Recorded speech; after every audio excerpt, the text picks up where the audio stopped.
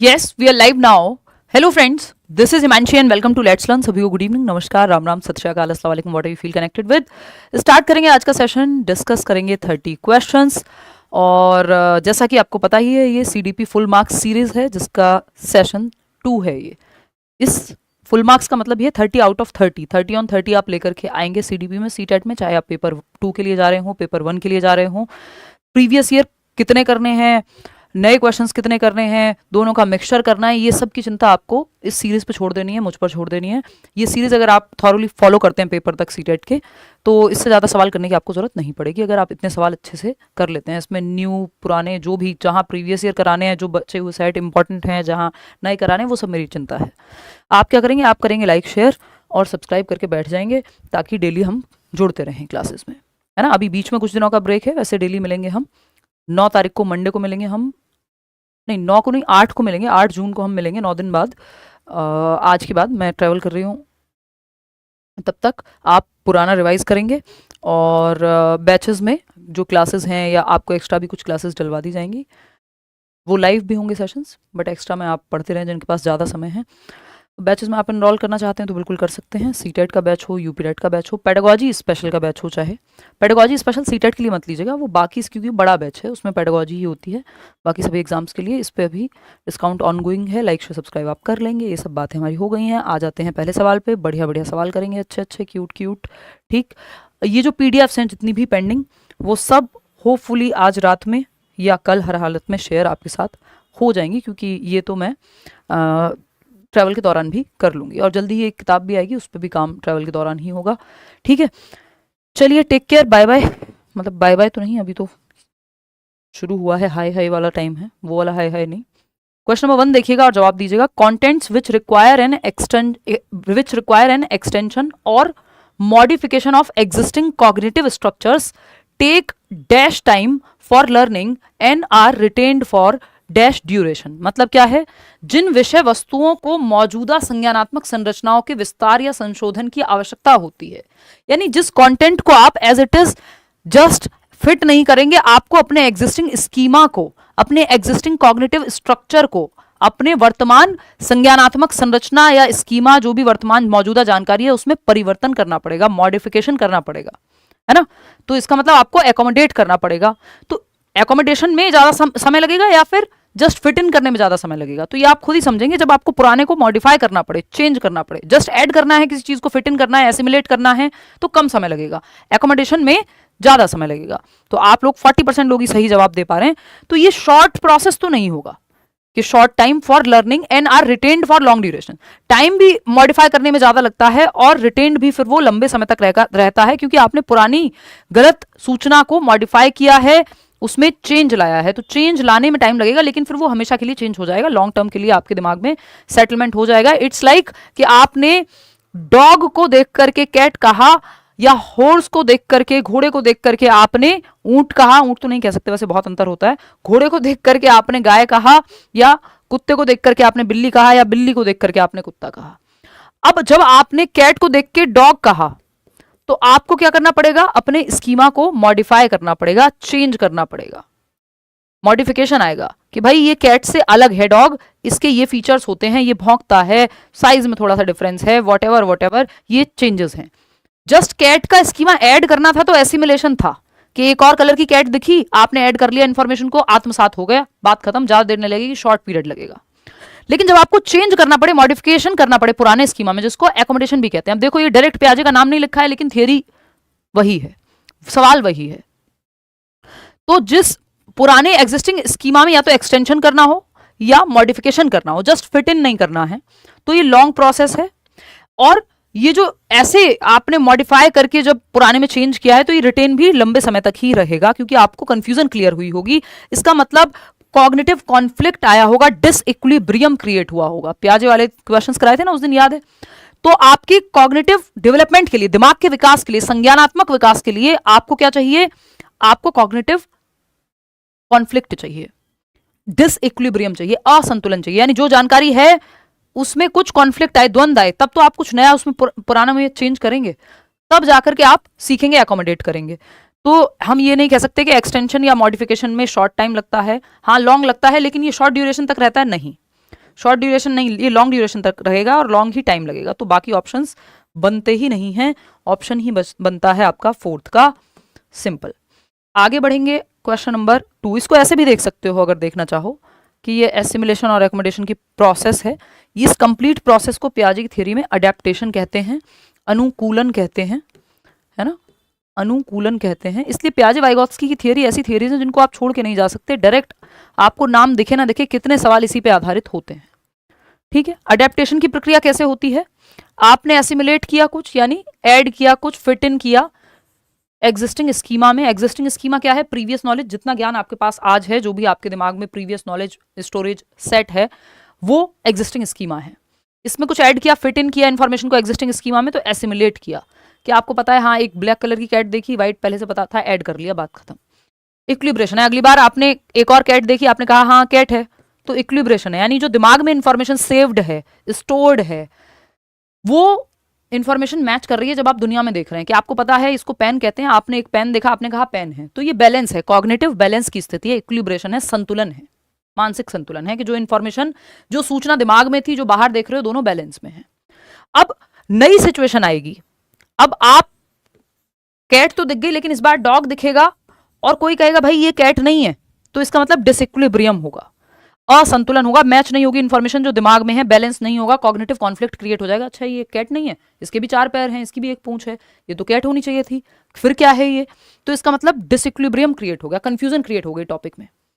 तो अब इस कंफ्यूजन से, कॉग्निटिव कॉन्फ्लिक्ट से, मानसिक द्वंद से, संज्ञानात्मक द्वंद से, असंतुलन से, डिसइक्विलिब्रियम से क्या होगा, अब आपको अडेप्ट करना पड़ेगा नई जानकारी के हिसाब से, कि आपको सीखना पड़ेगा कि डॉग का स्कीमा अलग होता है, पुराने में मॉडिफिकेशन करना पड़ेगा, एकोमोडेट करना पड़ेगा। तो ये अपने आप में लंबी प्रक्रिया है, एसिमुलेट करना इजी है, शॉर्ट प्रोसेस थी, ये पूरी प्रक्रिया एकोमोडेशन की अपने आप में लॉन्ग प्रोसेस है, और ये लंबे समय तक फिर आप दिमाग में आपकी स्कीमा सेट रहेगा क्योंकि आपने मॉडिफाई किया था पुरानी इंफॉर्मेशन को। इतनी बात क्लियर है। क्वेश्चन नंबर 2 देखिएगा, ये क्या कहता है, कथन है the purpose of administering intelligence tests and extended observation should be to compare children in specific domains and abilities. यानी जो पर्पस है बुद्धि परीक्षणों का और विस्तारित अवलोकन, यानी एक्सटेंडेड ऑब्जर्वेशन का, कि आप बुद्धि परीक्षण ले रहे हैं और ऑब्जर्व कर रहे हैं बच्चे को, व्यक्ति को, जिसका भी आप बुद्धि परीक्षण ले रहे हैं, इसका जो उद्देश्य है बच्चों की विशिष्ट आयाम और क्षमताओं में तुलना करना होता है। इंटेलिजेंस टेस्ट इसलिए ले रहे हैं ताकि बच्चों को कंपेयर कर सकें या बच्चों को आपस में कंपेयर कर सकें, ये गलत पर्पस है। इंटेलिजेंस टेस्ट ले रहे हैं बच्चे की एबिलिटीज, उसका एप्टीट्यूड, उसका इंटरेस्ट, किस लेवल पे उसका दिमाग फंक्शन करता है, वो क्या अच्छा कर सकता है, क्या उसकी स्ट्रेंथ्स हो सकती हैं, कहाँ उसको गाइड किया जा सकता है, इन सब के लिए, ना कि बच्चों को आपस में कंपेयर करने के लिए। कंपैरिजन होता है बट ये पर्पस नहीं है इंटेलिजेंस टेस्ट का, ये उद्देश्य नहीं हो सकता, है ना, तो ये बात सही नहीं हो सकती, ये गलत है, फॉल्स है। 60% लोग सही जवाब दे रहे हैं इसमें। रीजन क्या है इसका, intelligence is an इनेट ability and can not be nurtured. ये भी गलत है कि बुद्धिमत्ता या बुद्धि एक जन्मजात क्षमता है और इसे पोषित नहीं किया जा सकता, बढ़ा नहीं सकते, ये कहना गलत है। आपके गार्डनर कह रहे हैं कई प्रकार की बुद्धि है। दूसरा, एक इंक्रीमेंटल और एंटिटी व्यू होता है इंटेलिजेंस का, कि हम क्षमता को बढ़ा सकते हैं, ये इंक्रीमेंटल व्यू है, टीचर को यही मानना चाहिए। एंटिटी व्यू क्या है, एंटिटी मतलब फिक्स्ड है इंटेलिजेंस, इसको बढ़ा नहीं सकते, ये कहना गलत होगा। हम मॉडर्न डे में ऐसा नहीं मानते कि भाई आईक्यू फिक्स हो गया या इंटेलिजेंस फिक्स हो गया तो हम बढ़ा नहीं सकते। इंक्रीमेंटल है इंटेलिजेंस, आप चीजें, आपका एनवायरनमेंट, मेथड्स सिखाने के, नर्चरिंग, फैमिली, 50 तरह की चीजें हैं जिनके बेसिस पे आप अपनी क्षमता को बढ़ा सकते हैं, ट्रेनिंग लेकर के, सीख करके, है ना। तो इंक्रीमेंटल है, ना कि एंटिटी। एंटिटी होता है फिक्स्ड व्यू। एक सवाल इस पे आता ही है हर बार, बस लैंग्वेज चेंज हो जाती है, तो इसको फिक्स्ड नहीं मानना है, डायनेमिक मानना है इंटेलिजेंस को, या इंक्रीमेंटल है, क्षमता को बढ़ाया जा सकता है, हम चीजें सीखते रह सकते हैं, बुद्धि को विकसित कर सकते हैं। चीजें आप क्यों समझ रहे हैं, ये सब क्यों पढ़ रहे हैं आप, क्योंकि क्षमता को बढ़ाया जा सकता है। अगर सब कुछ फिक्स ही होता पहले से तो फिर तो आप सीख ही नहीं पाते कुछ। भाई कैसे सेम टॉपिक आपको किसी टीचर से समझ में आ जा रहा है, किसी से नहीं आ रहा है, या खुद से पढ़ रहे हैं तो नहीं आ रहा है, टीचर की मदद से आ जा रहा है समझ में, तो इसका मतलब इंटेलिजेंस या बुद्धि की जो क्षमता है वो इंक्रीमेंटल हुई। तो ये दोनों ही बातें गलत हैं, इसलिए both A and R false. इसका रीजन अपने आप में, स्टेटमेंट भी गलत है और ये बात भी गलत है, तो थर्ड ऑप्शन सही हो गया। आगे बढ़ेंगे, मुझे खुशी है कि आप लोग सही जवाब दे रहे हैं। क्वेश्चन नंबर 3 देखिएगा, ये भी अच्छा सवाल है। The kind of assessment in which a students scores are compared with the average performance of other students is called. यानी वह आकलन जो किसी विद्यार्थी के प्राप्त अंकों को students scores are compared with अन्य विद्यार्थियों के औसत प्रदर्शन से, average performance of other students is called. यानी आपका जो स्कोर आ रहा है इसको अदर बच्चों के स्कोर्स के साथ कंपेयर किया जाएगा और फिर क्या बनेगी, एक मेरिट बनेगी। समझ गए क्या है ये? गलत जवाब दे रहे हो बहुत खुशी खुशी, 39-41% लोग गलत जवाब दे रहे हैं। ये क्राइटेरिया रेफरेंस्ड नहीं है, क्राइटेरिया रेफरेंस्ड है सीटेट। किसी का किसी से कंपैरिजन नहीं है, बस 90 मार्क्स चाहिए आपको, 60% ले आओ 150 का, आपका पेपर क्लियर है। ये क्राइटेरिया सेट हुआ है, 33% नंबर ले आओ पास हो जाओगे बोर्ड्स में। क्राइटेरिया सेट है, क्राइटेरियन रेफरेंस है। यहाँ पे कह रहे हैं एक बच्चे के स्कोर को दूसरे बच्चों के स्कोर से या उनकी एवरेज परफॉर्मेंस से कंपेयर करना है। ये टाइप्स देखो, अब ये मत कहना इंटेलिजेंस में तो हम कह रहे थे कि इंटेलिजेंस को कंपेयर मत करो, वो अलग चीज है। इंटेलिजेंस टेस्ट का पर्पस ये नहीं हो सकता कि बच्चों को आपस में कंपेयर करना, लेकिन जब हम टेस्ट ले रहे हैं और हमें कुछ लोगों को सेलेक्ट करना है तो ये अलग प्रतियोगी परीक्षा की बात हो रही है, इंटेलिजेंस की बात नहीं हो रही है। तो यहां पे ये नॉर्म रेफरेंस टेस्ट कहलाता है। जैसे आपका DSSB का पेपर हो गया, दिल्ली सबऑर्डिनेट सर्विसेज सिलेक्शन का, PRT में आप देखते हैं मेरिट जाती है 160, है ना? क्यों? क्योंकि जो बाकी से कंपैरिजन में जो ऊपर होगा मेरिट में उसको नौकरी मिलेगी, सबको नहीं दे सकते। तो सीटेट का सर्टिफिकेट दे सकते हैं, उसमें कोई दिक्कत नहीं है, उसमें कंपैरिजन नहीं है, उसको क्राइटेरियन रेफरेंस कह रहे हैं। या केंद्रीय विद्यालय का एग्जाम हो गया, नवोदय विद्यालय का एग्जाम हो गया, इवन यूपी में सुपर टेट का एग्जाम हो गया, जहां भी नौकरी मिल रही है जनरली वहां पे नॉर्म रेफरेंस टेस्ट लागू है, क्योंकि एक मेरिट बन रही है। टॉपर कौन होगा? तो टॉपर किस बेसिस पे है कि बाकी के 1 लाख लोग हैं जिन्होंने ये एग्जाम दिया है, उसमें ही सबसे ज्यादा रैंक लेकर के आया है, तब टॉपर कहलाया है ना, रिलेटिवली। नहीं तो सिर्फ क्राइटेरिया पास करना हो, जैसे सीटेट में एक्चुअल में टॉपर शब्द यूज नहीं कर सकते आप, कोई टॉपर है ही नहीं। 143 नंबर भी अनुराग ले आए, चाहे सचिन ले आए 141, अनुष्का ले आए 140, लेकिन एक्चुअल में टॉपर नहीं कह सकते आप। क्यों?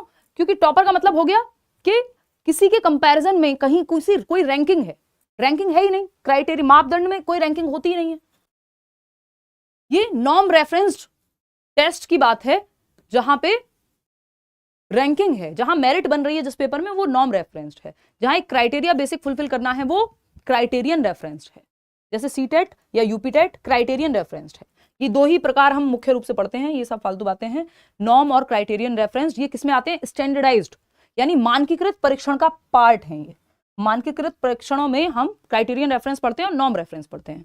जहां क्राइटेरिया मीट करना हो वहां क्राइटेरियन, नहीं तो नॉर्म। जहां मेरिट बनेगी, दूसरों से कंपैरिजन होगा आपके स्कोर का, चाहे वो यूपीएससी हो, वो क्राइटेरियन रेफरेंस हो गया। मेरिट बन रही है तो नॉर्म रेफरेंस हो गया, सॉरी। देखो एक बार क्वेश्चन नंबर 4 क्या है, असर्शन क्या है, ये थोड़ा हल्का सवाल, फिर भी आप इसमें क्योंकि लेंदी है।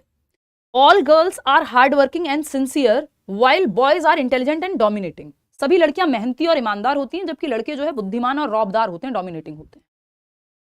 अगर आप ये मानते हैं तो आप थोड़े से गधे तो हैं, है ना? मजाक में कह रही हूं, मतलब क्या है, आप थोड़े से स्टीरियोटाइप का शिकार हो चुके हैं, है ना? ये कहना अपने आप में रूढ़िबद्धता है कि पूरी पॉपुलेशन को, सबको आपने मान लिया कि हाँ ऐसा ही होगा, ठीक है ना?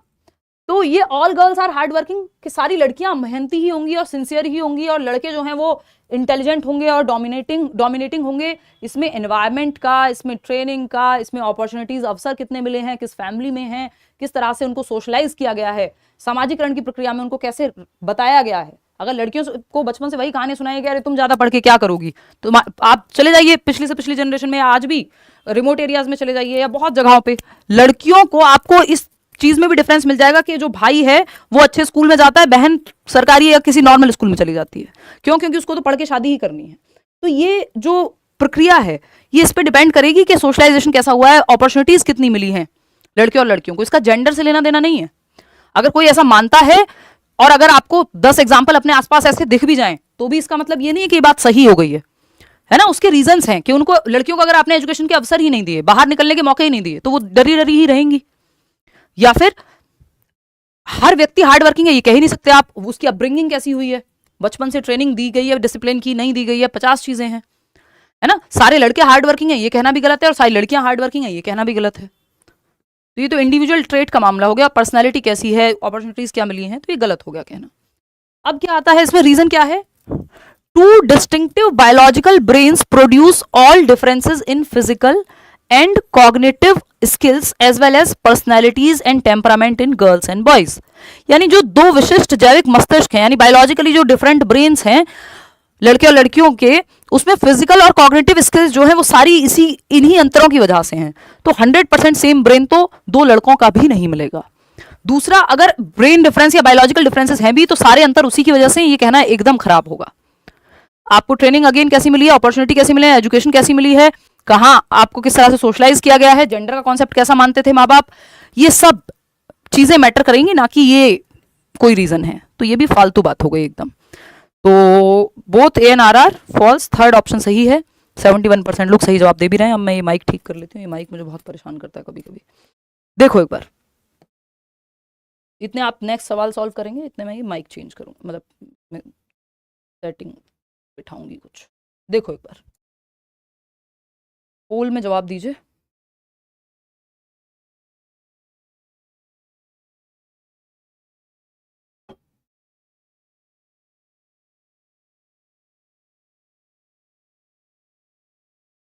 सिक्सटी 67% लोग कह रहे हैं थर्ड ऑप्शन। बहुत बढ़िया, सही जवाब दे रहे हैं आप। और ये मत सोचिएगा कि जो हमसे सॉल्व हो जा रहा है वो सवाल पेपर में नहीं आएगा, ये एक अपने आप में गलत धारणा है ना। आसान, मुश्किल, मॉडरेट सब तरह के सवाल पेपर में आते हैं और हर टॉपिक से आते हैं।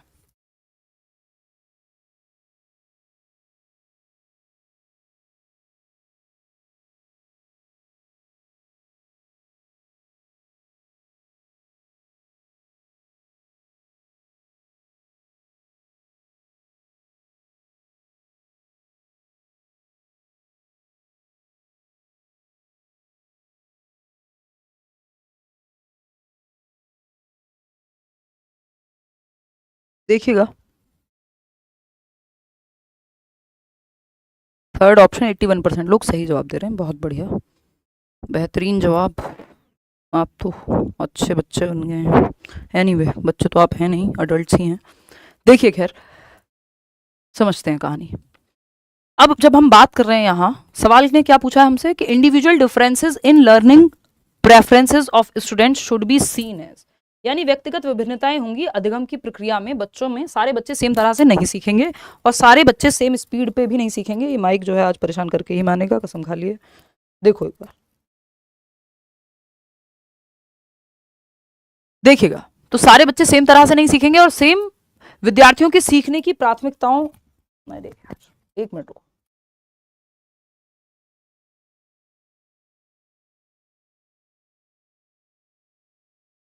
जेटेट और इसमें काफी सिमिलरिटी है सिलेबस में, तो ये क्वेश्चंस भी आप अटेम्प्ट कर सकते हो। आप जेटेट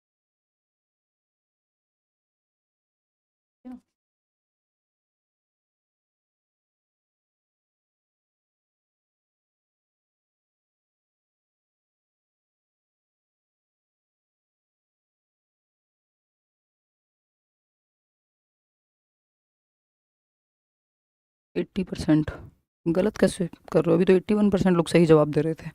चलो भाई, अभी शायद सेटअप हो गया, ऐसा मान लें हम। देखिएगा, इसको चेंज कराएंगे यार, अगली बार उसको बोल के पीछे से मेरे चेंज करा देना, या तो इसमें टेप वगैरह कुछ लगवा देना कि ये हटता ही रहता है। देखिएगा एक बार, 80% लोग थर्ड ऑप्शन कह रहे हैं। समझते हैं। Individual differences in learning preferences of students should be seen as, व्यक्तिगत विविधताओं को, इंडिविजुअल डिफरेंसेस क्या होते हैं, सारे बच्चे एक जैसे नहीं होते, नहीं तो रोबोट्स हो जाएंगे, है ना। इंडिविजुअल डिफरेंसेस यानी व्यक्तिगत विभिन्नताएं पाई जाती हैं बच्चों में और इंसानों में। इंटेलिजेंस का लेवल, एप्टीट्यूड, एटीट्यूड, इंटरेस्ट चीज़ों में, उनका एनवायरमेंट, बहुत सारी चीज़ें में अंतर होता है, नहीं तो हम रोबोट्स हो जाएंगे अगर सब एक जैसे हो जाएंगे। तो यूनिफॉर्मिटी नहीं होती, इंडिविजुअल डिफरेंसेस होते हैं, व्यक्तिगत विभिन्नताएं होती हैं। अलग भाषा के आधार पर विविधता हो सकती है, जेंडर के आधार पर विविधता हो सकती है, आप किस समाज किस संस्कृति से आ रहे हैं उसके आधार पर विविधता हो सकती है, इंटेलिजेंस के स्तर के आधार पे पर्सनैलिटी अलग हो सकती है बच्चों की, उनका इंटरेस्ट एरिया अलग हो सकता है ना।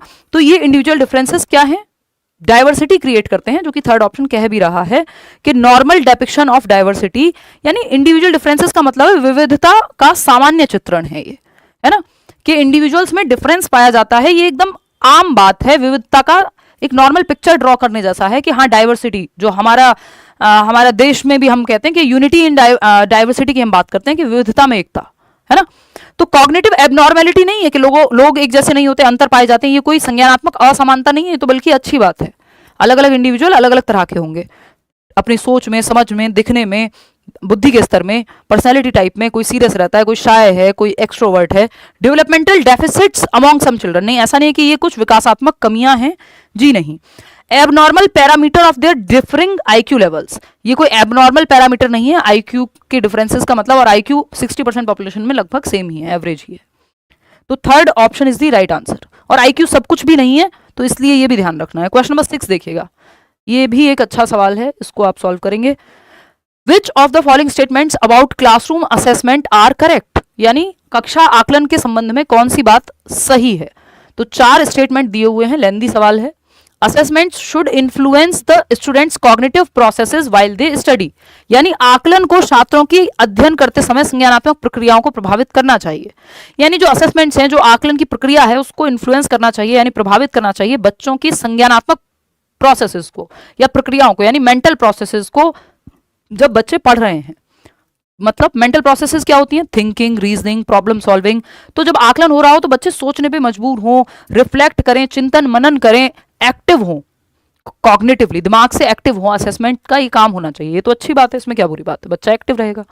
असेसमेंट फॉर लर्निंग होता है इसलिए कि इंप्रूवमेंट कैसे होनी है, कहाँ कमी रह गई, कैसे और हम पूरी प्रोसेस को बेहतर बना सकते हैं। तो ये तो बेहतर बात है, इसमें गलत क्या है कि आकलन छात्रों के अध्ययन करते समय संज्ञानात्मक प्रक्रियाओं को एक्टिवेट करे या प्रभावित करे।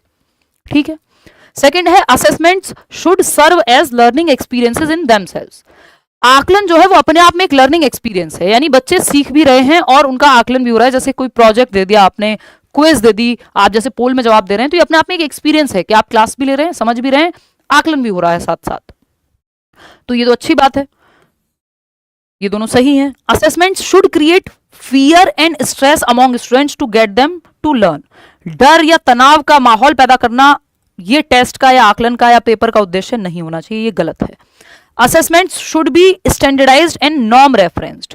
ऐसा नहीं है कि सिर्फ स्टैंडर्डाइज्ड और नॉर्म रेफरेंस ही होने चाहिए, कई बार आपको नॉन स्टैंडर्डाइज तरीके या टीचर मेड टेस्ट भी लेने होते हैं, क्राइटेरियन टेस्ट भी लेने होते हैं। डिपेंड करेगा क्या एक्टिविटी है और नीड क्या है पेपर की, या किस पर्पस के लिए लिया जा रहा है। तो आपकी क्विजेस भी हैं, ओलंपियाड्स भी हैं, एक्टिविटीज भी हैं, डिस्कशन भी है, डिबेट भी है, सब तरीके हैं। आकलन के 50 तरीके हैं, है ना, चाहे वो रेटिंग स्केल हो, चाहे वो आपका चेकलिस्ट हो। तो एक ही तरीका थोड़ी कि बस नॉर्म रेफरेंस बोर्ड के पेपर ही करा दो या स्टैंडर्डाइज टेस्ट ही होगा हमेशा। क्लास टेस्ट भी तो है, टीचर में टेस्ट भी तो हो रहा है, तो ये भी गलत हो गया। तो थर्ड फोर्थ को हटा दो आप, थर्ड फोर्थ हट गए तो फर्स्ट सेकंड ही बचे, जो कि पहले ऑप्शन में ही है। आप लोग सही जवाब दे रहे हैं, 78% लोग स्मार्ट हैं, आप आगे बढ़ेंगे, फर्स्ट ऑप्शन ठीक है। डर क्रिएट करना पर्पस थोड़ी आकलन का। क्वेश्चन नंबर 7 देखिएगा, ये क्या कहता है? असर्शन है, अभिकथन है, students with poor writing abilities are often stereotyped by their teachers as intellectually disabled. अच्छा सवाल है कि खराब लेखन क्षमता वाले बच्चे, यानी जिनकी राइटिंग खराब होती है, छात्रों को अक्सर उनके शिक्षकों द्वारा बौद्धिक रूप से अक्षम के रूप में चित्रित किया जाता है। तो कई बार टीचर्स उनको लेबल कर देते हैं इंटेलेक्चुअली डिसेबल्ड हैं, डिस्ग्रेफिया होगा, या उतने अच्छे नहीं होंगे पढ़ने में, या दिमाग उतना अच्छा नहीं होगा क्योंकि राइटिंग अच्छी नहीं है। जिसकी राइटिंग अच्छी है उसको नंबर ज्यादा मिल जाते हैं। आपने ये बायस देखा है, बात तो सही है, ऐसा होता है कई बार। रीजन क्या है इसका? Teachers tend to have implicit bias and hold assumptions about students learning behaviours that can affect students growth. यानी शिक्षकों में अंतर्निहित पूर्वाग्रह है, यानी इम्प्लिसिट बायस है, एक भरा हुआ बायस है। बायस मतलब पार्शियलिटी एक तरह की, हर ह्यूमन में कुछ बायसेस होते ही हैं, झुकाव होता है कुछ चीजों के प्रति, ये वैसा ही इम्प्लिसिट बायस है। कोशिश करनी है आपको अपने जीवन काल में कि आप अपने बायसेस को अपने व्यवहार में ना आने दें, है ना।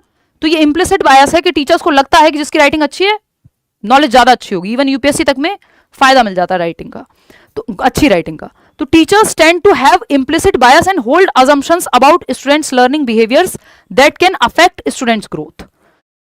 इससे बच्चे की ग्रोथ जो है वो प्रभावित हो सकती है, क्योंकि टीचर्स का अपना जो ये पूर्वाग्रह है, हो सकता है एक बच्चा लिखता बहुत सुंदर ना हो, प्रेजेंटेशन उसकी अच्छी ना हो, बट वो अच्छे से समझता हो, वैलिड पॉइंट्स लिख रहा हो, सही जवाब दे रहा हो।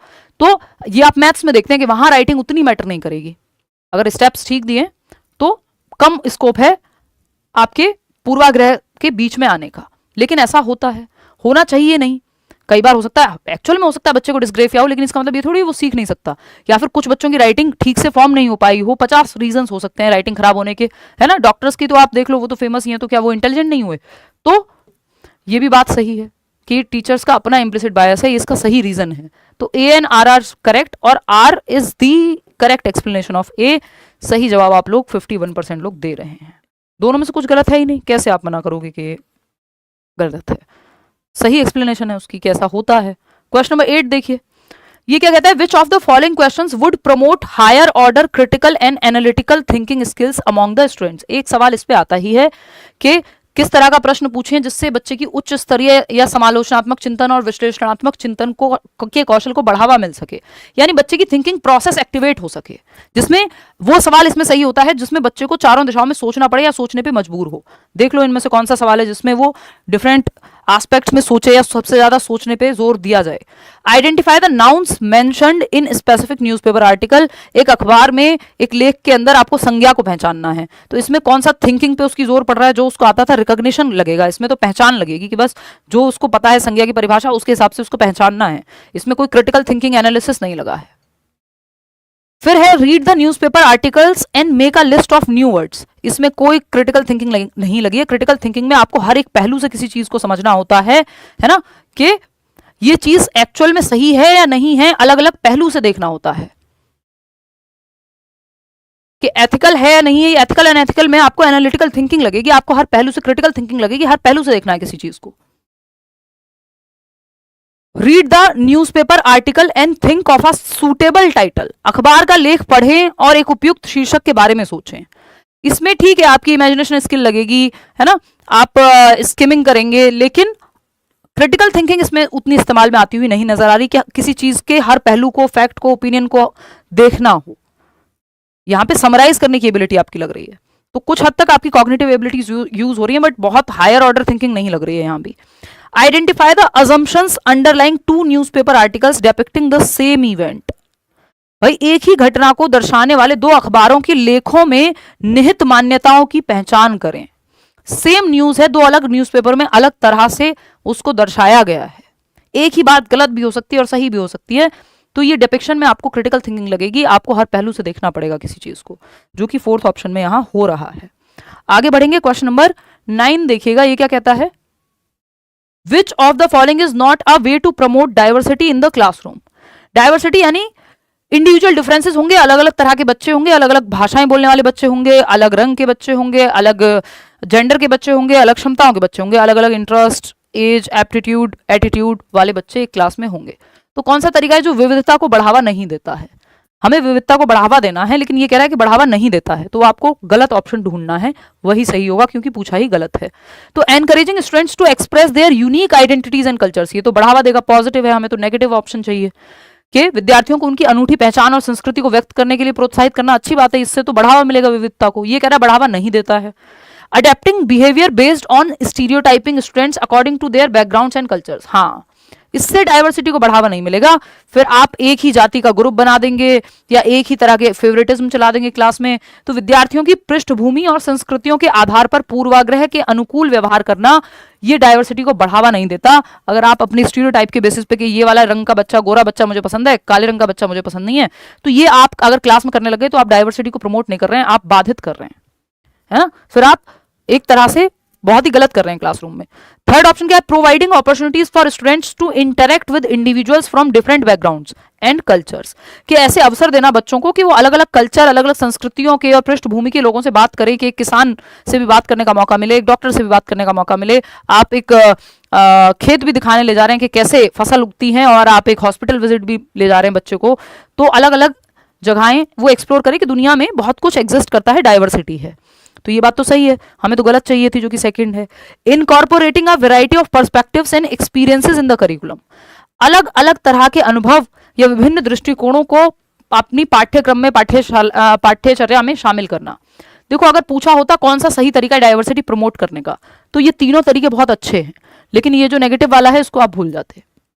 तो ये तीन जो हमने पढ़े हैं इसलिए पढ़े हैं कि आपको पता लगे कि कौन से सही तरीके हैं अगर डाइवर्सिटी को बढ़ावा देना है, कि अलग अलग इंडिविजुअल्स को अलग अलग बैकग्राउंड से लेकर के आइए, एनकरेज करिए यूनिक आइडेंटिटी को, अलग अलग अनुभव दीजिए बच्चे को। क्वेश्चन नंबर 10 देखिएगा, ये क्या कहता है, ये कहता है which of the following is the correct match of learning disability and challenge caused by it. निम्नलिखित में से अधिगम अक्षमता और इसके कारण होने वाली चुनौती का सही मेल कौन सा है। यानी एक तरफ आपकी डिसेबिलिटी लिखी है और या लर्निंग डिफिकल्टी लिखी है और इसका सही मैच, उसकी सही एक्सप्लेनेशन कौन से ऑप्शन में है, ये आपको पहचानना है। अब इसमें सब अलग अलग जवाब देंगे, बट आप लोग काफी हद तक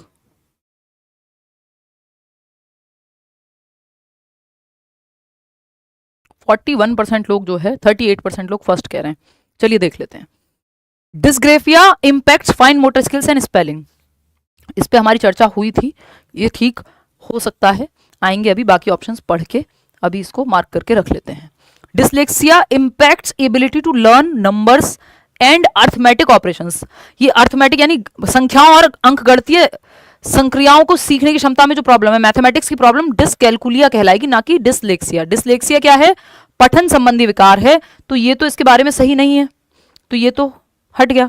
डिस्प्रैक्सिया मोटर स्किल्स की प्रॉब्लम होती है, चलने फिरने में, पेन पकड़ने में, टाई लगाने में, इन सब में दिक्कत होती है बच्चे को, तो ठीक से देखने व सुनने बोल पाने की बात, ये डिस्फेजिया बोलते हैं उसको। Ability to see hear and talk properly, C में तो फिर विजुअली चैलेंज है बच्चा, तो ये तो है ही नहीं डिस्प्रेक्सिया के बारे में, इसमें तो मोटर स्किल्स में प्रॉब्लम होती है डिस्प्रेक्सिया में। डिसकैलकुलिया में मैथमेटिक्स वाला होगा, ये जो यहां दिया हुआ था। इंपैक्ट एबिलिटी टू रीड, ये डिसलेक्सिया वाला इन्होंने यहां दिया हुआ है और डिसकैलकुलिया वाला यहां दिया हुआ है, तो एक ही ऑप्शन सही है यहां। फिर वो कौन सा है? First option, dysgraphia impacts fine motor skills and spelling. Dyspraxia में भी फाइन मोटर स्किल्स इंपैक्ट होती हैं, लेकिन ओवरऑल मोटर स्किल्स मतलब चलना फिरना, दौड़ना, भागना या लिखना पढ़ना, फाइन ग्रॉस और फाइन मोटर स्किल्स, तो डिस्प्रेक्सिया में भी होती हैं, डिस्ग्रेफिया में भी होती हैं, कि जो फाइन मोटर स्किल्स हैं वो इंपैक्ट होती हैं, तो बच्चे की ग्रिप नहीं बन पाती है ना। और ये कुछ सेशंस पहले किया भी था। और स्पेलिंग में भी प्रॉब्लम आती है, लिखने में, वर्तनी में प्रॉब्लम आती है, आप इवन राइटिंग भी ऐसी होती है, कई बार आप पहचान नहीं पाएंगे, इलेजिबल है, यानी पढ़ने योग्य भी नहीं होती कई बार जो राइटिंग है आपकी डिसग्रेफिया वाले बच्चे की। बात सही है या नहीं है? सही बताओ आप। आगे चलें नेक्स्ट क्वेश्चन पे। ये माइक, हाँ चलिएगा, खैर आगे बढ़ेंगे। तो फर्स्ट ऑप्शन ही यहाँ सही है। क्वेश्चन नंबर 11 देखिएगा, students struggling with autism show ease at. Autistic बच्चा जो है, या जो बच्चा ऑटिज्म से या स्वालीनता से जूझ रहा है, उसको किस चीज में आसानी होती है? एक चीज है जो जनरली पेपर में बार बार पूछी जाती है कि भाई ऑटिस्टिक बच्चा इस चीज के साथ कंफर्टेबल है, या ये ईज है उसके लिए, आसान है, या इस चीज के साथ कंफर्टेबल होता है। 40% लोग जो है गलत जवाब दे रहे हैं। ऑटिस्टिक बच्चा, ध्यान रखिएगा, कि कभी भी आई कांटेक्ट में कंफर्टेबल नहीं होगा। इवन ऑटिस्टिक बच्चे आई कांटेक्ट नहीं करते, है ना, वो कहीं और देख के ही बात कर रहे होते हैं या नीचे देख के बात कर रहे होते हैं। तो बातचीत के दौरान आंखों का संपर्क स्थापित करने में ईज नहीं होती, डिसईज है वो, या प्रॉब्लम है, डिस्कंफर्ट है। फैमिलियर एंड प्रिडिक्टेबल रूटीन्स, ये बात एकदम सही है। सेकेंड ऑप्शन, 47% लोग सही जवाब अब दे रहे हैं। परिचित और पूर्वानुमेय दिनचर्या का पालन करने में, कि जो ऑटिस्टिक बच्चा है उसके लिए रूटीन इंपॉर्टेंट है, प्रिडिक्टेबल रूटीन हो, फैमिलियर एनवायरनमेंट हो, रोज रोज उसका एनवायरनमेंट मत बदलो, है ना, रोज रोज उसके टीचर को मत बदलो, या रोज रोज अलग अलग लोग, अगर ज्यादा नए एनवायरनमेंट में आप उसको लेके जाओगे या रूटीन्स चेंज करोगे तो उसके लिए दिक्कत होती है। इवन उसके रूम का आपने, अगर मान लीजिए बेड कहीं और है, तो आप हर रोज उसका बेड, कुर्सी, टेबल चेंज करते रहते हो, तो बच्चे को दिक्कत होगी। नॉर्मल केस में होती है, जिनको ऑटिज्म नहीं है, तो ऑटिस्टिक बच्चे को तो और ज्यादा दिक्कत होती है, अगर उसका रूटीन या इवन रूम की सेटिंग भी बहुत ज्यादा चेंज होती है अगर जल्दी जल्दी। तो ये क्योंकि स्टीरियोटिपिकल बिहेवियर होता है, इसमें सेम चीज रिपीट करते हैं बच्चे, बहुत बार सेम चीजें बोलते हैं, है ना, रेपिटेटिव एक्शंस होते हैं, कम्युनिकेशन में प्रॉब्लम होती है, आई कांटेक्ट नहीं कर पाते हैं। लेकिन ये रूटीन्स हेल्पफुल होते हैं, ऑटिस्टिक बच्चा रूटीन्स में इजीली रह पाता है, बल्कि बहुत ज्यादा चेंजेस अगर आप रूटीन में कर रहे हैं तो वो प्रॉब्लम है। रैपिड ट्रांजिशंस बिटवीन एक्टिविटीज, ये बिल्कुल भी नहीं होना चाहिए ऑटिस्टिक बच्चे के लिए, तो ये बहुत ही खराब चीज है कि आप तेजी से बदलाव कर रहे हैं गतिविधियों में। वो ADHD वाले के लिए एक बार को चल जाएगा, क्योंकि वो बहुत देर तक एक चीज पर टेंशन नहीं टिका के रखता। कम्युनिकेशन विद स्ट्रेंजर्स, नहीं, कम्युनिकेशन में तो बच्चे को प्रॉब्लम ही है, और फैमिलियर हो तो फिर भी ठीक है, स्ट्रेंजर्स में तो और दिक्कत है। तो सेकंड ऑप्शन ही है जहां पे वो ईज फील करेगा बच्चा। विच of the following statements is not correct about gifted children. प्रतिभाशाली बच्चों के बारे में कौन सी बात ठीक नहीं है? प्रतिभाशाली बच्चे कौन से होते हैं? 3 प्रकार के होते हैं, या तो जिनका IQ ज्यादा है, किसी एक फील्ड में टैलेंटेड हैं, या क्रिएटिव हैं। नॉर्मल केस में हम मान के चलते हैं कि ये हाई IQ रखते हैं, तो इनकी क्यूरियोसिटी बहुत ज़्यादा होती है, जिज्ञासा, मेमोरी की एबिलिटी ज़्यादा होती है, अपने से ज़्यादा एज ग्रुप के बच्चों से जो है दोस्ती करते हैं, मेंटल एबिलिटी, चीज़ें जल्दी समझते हैं, सीखते हैं, डिफरेंट डिफरेंट इनकी क्षमताएं हैं, जिसमें से ये कुछ मैंने आपको बताई हैं। कौन सा एक कैरेक्टरिस्टिक नहीं है गिफ्टेड बच्चे का? देखिए किसी भी केस में जो आप ऑप्शन दे रहे हैं वो बिल्कुल सही है। 77% लोग, 79% लोग सही जवाब दे रहे हैं कि गिफ्टेड बच्चा हो और ये हो कि क्यूरियोसिटी की कमी है, पॉसिबल ही नहीं है, संभव ही नहीं है कि आप गिफ्टेड हैं और आप में क्यूरियोसिटी नहीं है, जिज्ञासा नहीं है चीजों को लेके। प्रतिभाशाली बच्चों में जिज्ञासा की भावना कम होती है और उनकी कल्पना शक्ति भी कमजोर होती है, पॉसिबल ही नहीं है, नॉट एट ऑल पॉसिबल। ये सबसे बड़ा लक्षण है गिफ्टेड बच्चों का। They have higher levels of curiosity, हर चीज को लेके सवाल है उनके मन में, है ना, इमेजिनेशन बहुत अच्छी है, सवाल बहुत पूछेंगे, तो दे आर क्यूरियस पीपल। तो गिफ्टेडनेस और जिज्ञासा का डायरेक्ट रिलेशन है। अगर जिज्ञासु नहीं है आप तो कुछ नया सोचेंगे ही नहीं, सवाल आएंगे ही नहीं, जो हो रहा है सही है, खाओ पियो सो जाओ। Gifted children have lower sense of curiosity and poor imagination skills, बहुत ज्यादा इमेजिनेशन भी इनकी बहुत हाई नहीं होती अगर गिफ्टेड नहीं है तो। गिफ्टेडनेस में ऐसा पॉसिबल नहीं है, हायर इमेजिनेशन होगी, क्योंकि वो सोचता है, क्यूरियोसिटी है, जिज्ञासा ज्यादा है तो इमेजिन भी करेगा, थिंकिंग भी करेगा, सारी चीजें ज्यादा होंगी। Children can be gifted in more than one kind of intelligence, हाँ बिल्कुल हो सकते हैं, है ना, ये तो करेक्ट बात है कि एक से ज्यादा चीजों में गिफ्टेड हो सकते हैं बच्चे। हो सकता है गाना भी बहुत अच्छा गाते हो, लिखते भी बहुत अच्छा हो, है ना। फॉर एग्जाम्पल अगर फरहान अख्तर की हम बात करें, वही एग्जाम्पल मेरे दिमाग में आ रहा है अभी के लिए, तो वो एक्टिंग भी कर लेते हैं कभी कभार, ठीक ठाक एक्टिंग भी कर लेते हैं, कई मूवीज में देखा है हमने, लिख भी लेते हैं, गा भी लेते हैं। तो गिफ्टेड बच्चे कई फील्ड में गिफ्टेड हो सकते हैं, ऐसा थोड़ी है कि एक ही फील्ड में होंगे, और ऐसे आपको सैकड़ों एग्जाम्पल मिल जाएंगे। Gifted children are born with extraordinary abilities and potential that need to be nurtured. प्रतिभाशाली बच्चे विशेष क्षमता और सामर्थ्य के साथ पैदा होते हैं और इस सामर्थ्य को विकसित करने की आवश्यकता होती है। एनवायरमेंट उनको उस तरह का मिले और जहां उनको मौका मिले कि ये जो इनेट क्षमता है, एबिलिटी तो है बट एजुकेशन ही नहीं मिली या उस तरह का माहौल ही नहीं मिला जहां नर्चर करने दिया जाए उस इनेट क्षमता को। आंतरिक क्षमता तो है बट वो बाहर निकल ही नहीं पाई कभी, है ना। Children can be gifted at different levels and some can have some kind of disability also. बच्चे अलग अलग लेवल पे गिफ्टेड हो सकते हैं। हो सकता है कि अब हर कोई लता मंगेशकर के लेवल की सिंगिंग का एप्टीट्यूड रखेगा, जरूरी थोड़ी उस लेवल का गिफ्टेड होगा, कोई बीच में भी हो सकता है भाई। तो लेवल्स ऑफ गिफ्टेडनेस भी डिफरेंट हो सकते हैं और कई बार गिफ्टेडनेस के साथ डिसेबिलिटी भी हो सकती है। फॉर एग्जाम्पल स्टीफन हॉकिंस, है ना, अब तो खैर नाम लेते हुए भी थोड़ा सोचना पड़ता है, जब से फेमस हुए हैं वो अलग रीजंस के लिए, सोशल मीडिया पे आप जानते ही हैं। थर्ड ऑप्शन यहाँ पे सही है। क्यों सही है? क्योंकि यही गलत है, और जो गलत है वही सही है क्योंकि पूछा ही गलत था। क्या लक्षण नहीं होता गिफ्टेडनेस का? तो लैक ऑफ क्यूरियोसिटी यानी जिज्ञासा की कमी और कल्पना शक्ति की कमी कभी भी गिफ्टेडनेस में आएगा ही नहीं, ये पॉसिबल ही नहीं है। क्वेश्चन नंबर 13 देखिएगा, एरर एनालिसिस बाय स्टूडेंट्स, विद्यार्थियों द्वारा स्वयं का त्रुटि विश्लेषण। कि बच्चे एनालाइज कर रहे हैं कि भाई मैंने 30 क्वेश्चन का एक मॉक लगाया, मुझसे गलती कहाँ हुई, नंबर कटे कहाँ, क्या ठीक किया, क्या गलत किया, गलतियां एनालाइज कर रहे हैं। तो इसमें एरर एनालिसिस बाय स्टूडेंट्स में क्या होगा? हिंडर्स मेटाकॉग्निटिव स्किल्स, बिल्कुल भी नहीं। एरर एनालिसिस में तो मेटाकॉग्निटिव स्किल्स, परासंज्ञानात्मक क्षमताएं लगेंगी कि आप रिव्यू कर पाएं, रिफ्लेक्ट कर पाएं, प्लान कर पाएं, देख पाएं, अपनी गलतियों को एनालिसिस कर पाएं। तो ये तो गलत हो जाएगा। Is a futile activity in process of learning, बिल्कुल भी नहीं है। अगर आप अपनी गलतियां ही नहीं पकड़ पा रहे हैं तो फिर तो सीखेंगे कहां से आप? जो एरर्स पकड़ ही नहीं पाएगा वो कैसे ठीक करेगा उनको? तो ये तो फ्यूटाइल तो नहीं है, ये खराब या ऐसी फालतू का एफर्ट तो नहीं है। Supports students in retaining there learning, ये हेल्पफुल बात है कि आपकी लर्निंग को रिटेन करने में, बनाए रखने में, मजबूत करने में हेल्पफुल होता है जब आप एरर्स का एनालाइज करते हैं कि कहां गलती हुई थी, उससे आपने सीख लिया, अब हमेशा के लिए वो ठीक हो गई।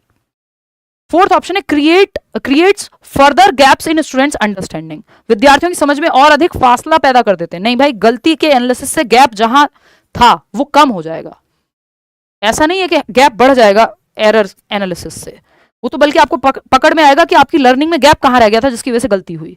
डायग्नोज कर रहे हैं आप एरर एनालिसिस के थ्रू। क्वेश्चन नंबर 14 देखिएगा, विच of the following statements is correct regarding declarative knowledge and procedural knowledge. ये इंग्लिश पेडागोजी में भी आता है, ये सीडीपी में भी सवाल आता है। घोषणात्मक ज्ञान हिंदी पेडागोजी में भी आ जाएगा।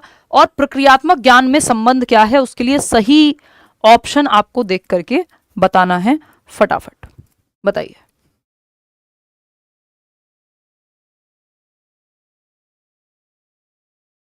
यार ये केबल का प्रॉब्लम है, बार बार उलझ जा रही है। एनीवे देखना एक बार जवाब दीजिए।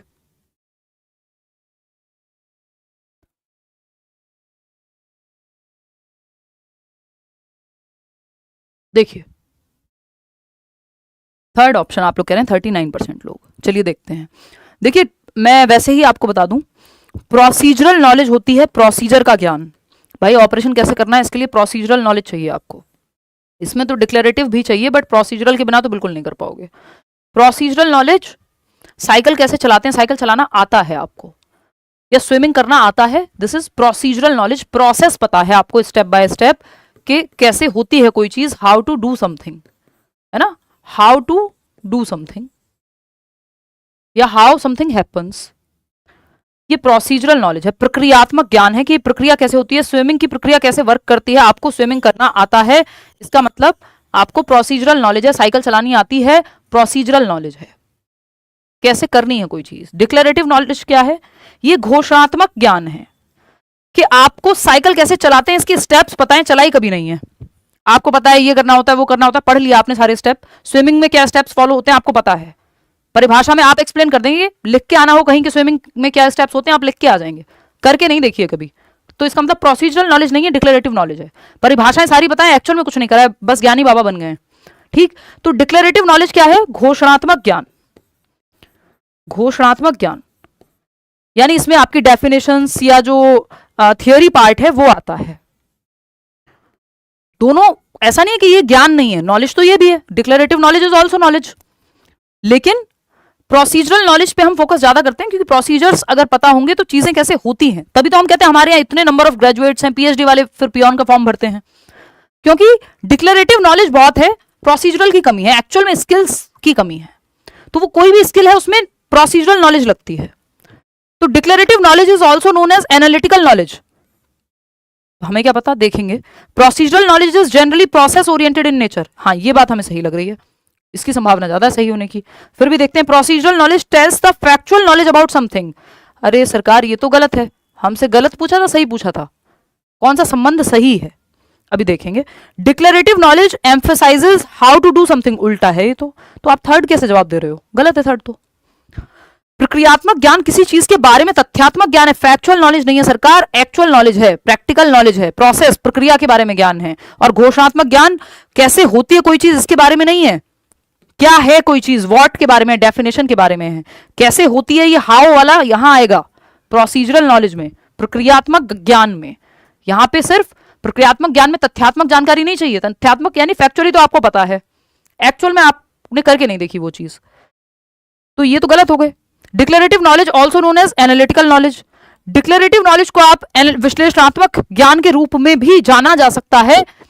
ये ऐसे एनालिटिकल कहते नहीं हैं हम, क्योंकि एनालिसिस में फिर आप प्रोसीजर भी सीखते हैं, इसको इंफॉर्मेटिव हम ज्यादा मानते हैं। और इससे बेहतर ऑप्शन हमारे पास सेकंड है कि procedural knowledge is generally process oriented in nature.